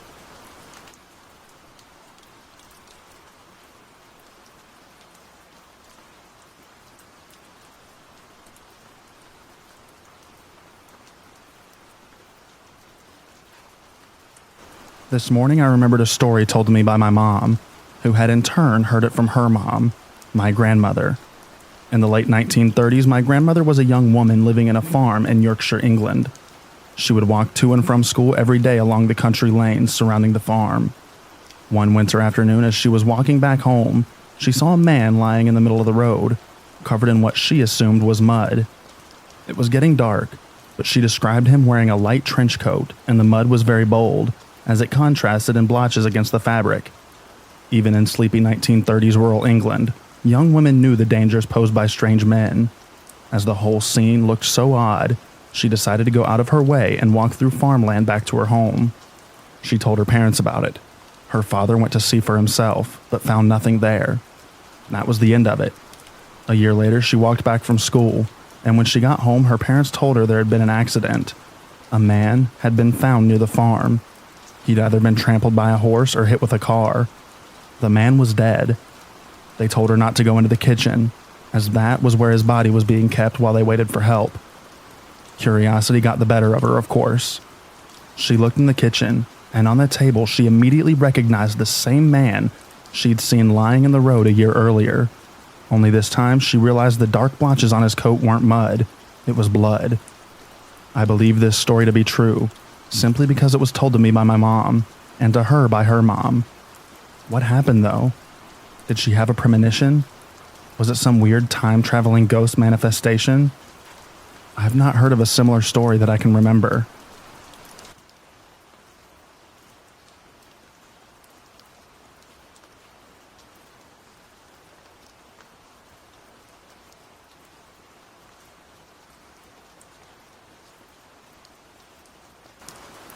Ghost on the intercom.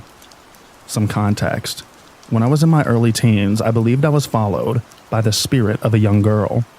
I believe she inhabited one of my porcelain dolls my grandmother had given me. Often I'd see her in my dreams or feel her presence. I can't explain it, but I feel like she may have been the ghost in this story. My parents used to live in a big 3-story house that had an old built-in intercom. There were speakers in every room of the house, minus the bathrooms. And even though it was old, we still liked playing around with it every now and again. You'd have to have the speaker turned on and turn the volume all the way up, usually, to even hear anything clearly. You also had to physically push a button to speak into it. Once in a while, the intercom would come on by itself and play something on the radio. I found this spooky, but my mom brushed it off as the past owner having set an alarm via the intercom so that the radio would come on at certain times. We didn't know how to reprogram it, hard as my stepdad tried, and my parents were tired of often getting woken up at 3 a.m. by the radio randomly coming on through the intercom in their room. So we decided to just not use it anymore, and turned all the intercoms off, with the volume all the way down just as an extra measure. One night I was chatting online with my friends on the computer, and I hadn't noticed the time was around 3 a.m. Suddenly the intercom came on in my room at full blast. It was horribly loud static coming through. I jumped up to shut it off, but as I reached for the volume dial, I saw it was already at 0/off. I didn't know how to make the noise stop. Then through the static, I faintly heard what sounded like someone breathing, and then I heard the voice of a little girl. She said, "When will you come to your senses?" And then, just as fast as it had come on, the intercom shut off. Silence. I was frozen with fear. Being a teen, I jumped back on the computer to tell my friends what had just happened, and they said, "Get out of that house." I had to go tell my parents. The hallway was pitch black, and I had to go all the way down a big staircase in the dark to their room. I held my breath and flung my door open, sprinting down the stairs, crying from how scared I was. I banged loudly on my parents' door and heard my mom yelp. She opened the door and I ran in to tell them what had happened. They were more upset that I woke them up. My mom told me it was probably just a commercial on the radio or something. I mentioned how my intercom had been turned off with the volume down to 0, and also what kind of commercial would say something like that. Seeing as it was so late, she didn't feel like trying to rationalize it. I was sent back up to bed. And if you guessed I didn't sleep that night, you'd be correct.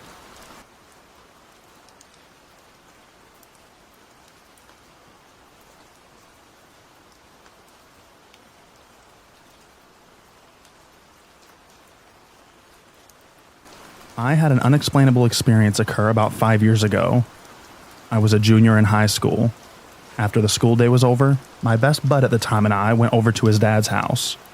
With the house to ourselves, our plan was to hunker down in his room and play MCC Halo 2 on Legendary and see truly how hard the game is. We're in the middle of the level outskirts, just before you reach Jackal Sniper Alley, and in the next room over we heard a noise. The adjacent room was the parallel laundry room, which had a closed door to the garage. The garage door's handle squeaks. Our ears catch the noise, and we pause the game just as the door creaks all the way open. We are staring out the bedroom door, into the hallway. We can see the doorway of the laundry room, but not into the room itself. We were expecting to see who was coming in from the garage, assuming it was his dad. Instead, the garage door slammed shut so hard we could feel it connect with the wall. We're stunned.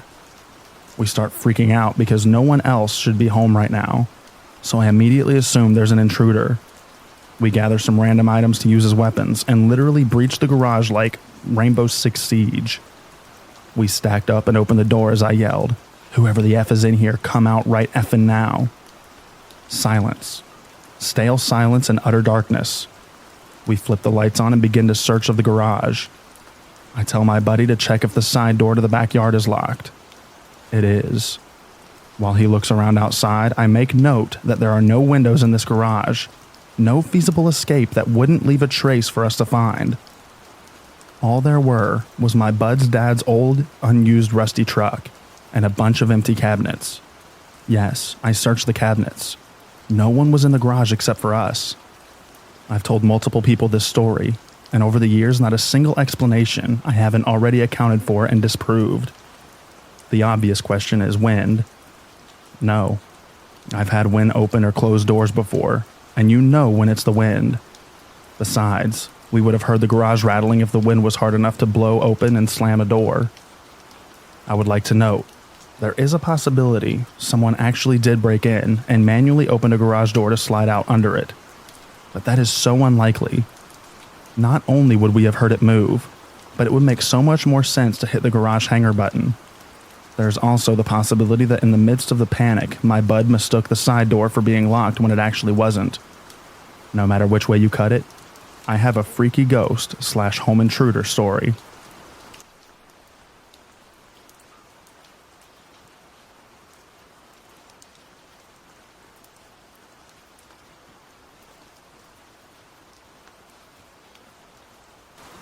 When I was around 12 years old, my best friend and his family moved to the country on a large tract of land with several buildings.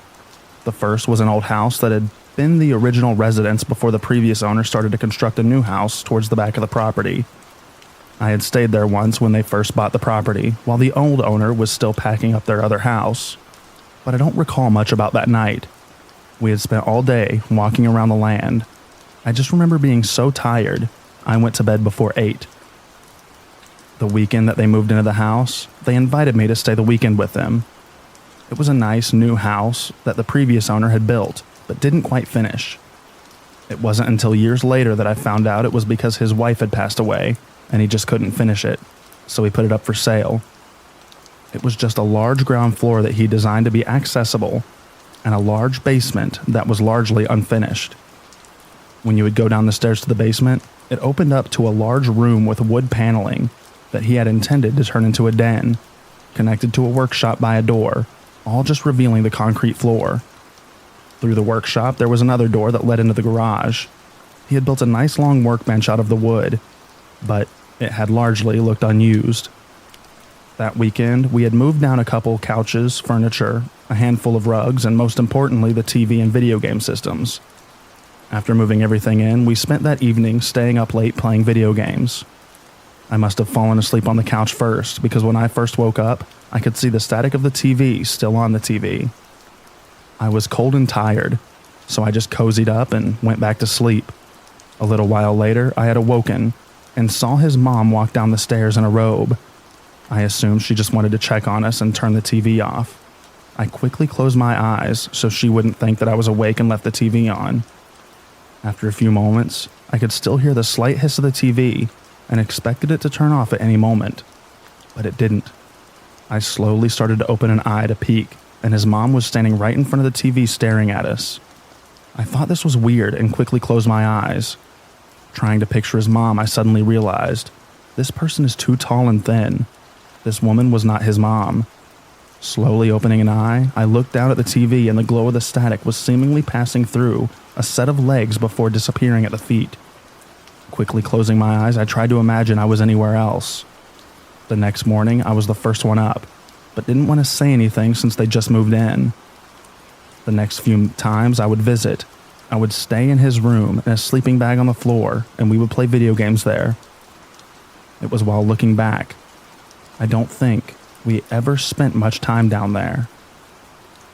This past year, when we finally reconnected after many years, I asked him if he ever had any paranormal experiences at his house. His first response was his basement.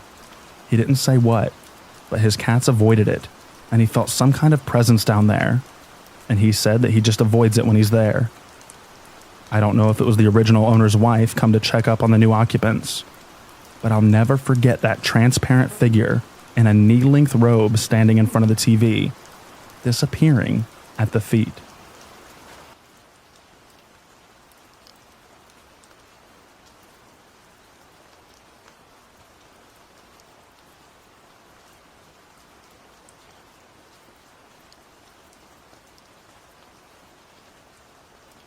Stuff moved in my sleep, and this was never explained.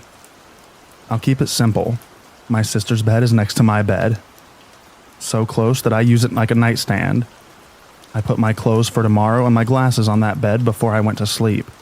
The glasses were at one end of the bed while I was on the other, and the clothes were on the same end. I woke up at like 2 a.m. for some reason and started playing a game on my iPad when I was going to go to the bathroom.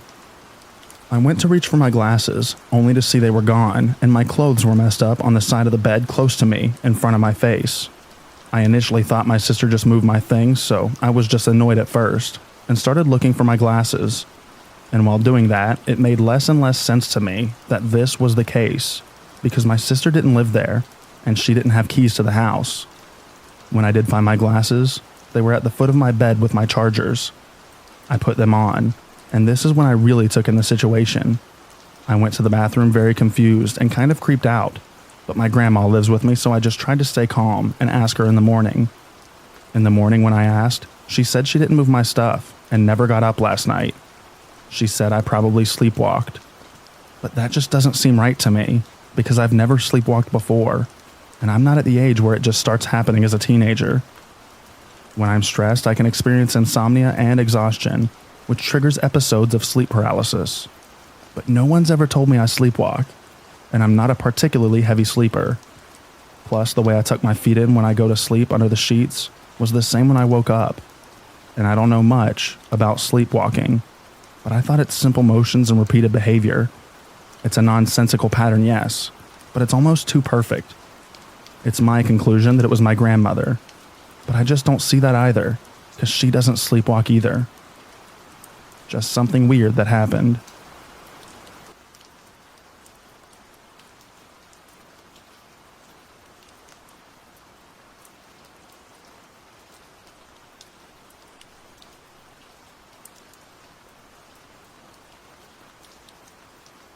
Thank you so much for listening to all of the stories in this compilation. I hope you enjoyed them. And I also hope that you enjoy the extra rain at the end of this video. Good night, everybody. And I'll read to you in the next video.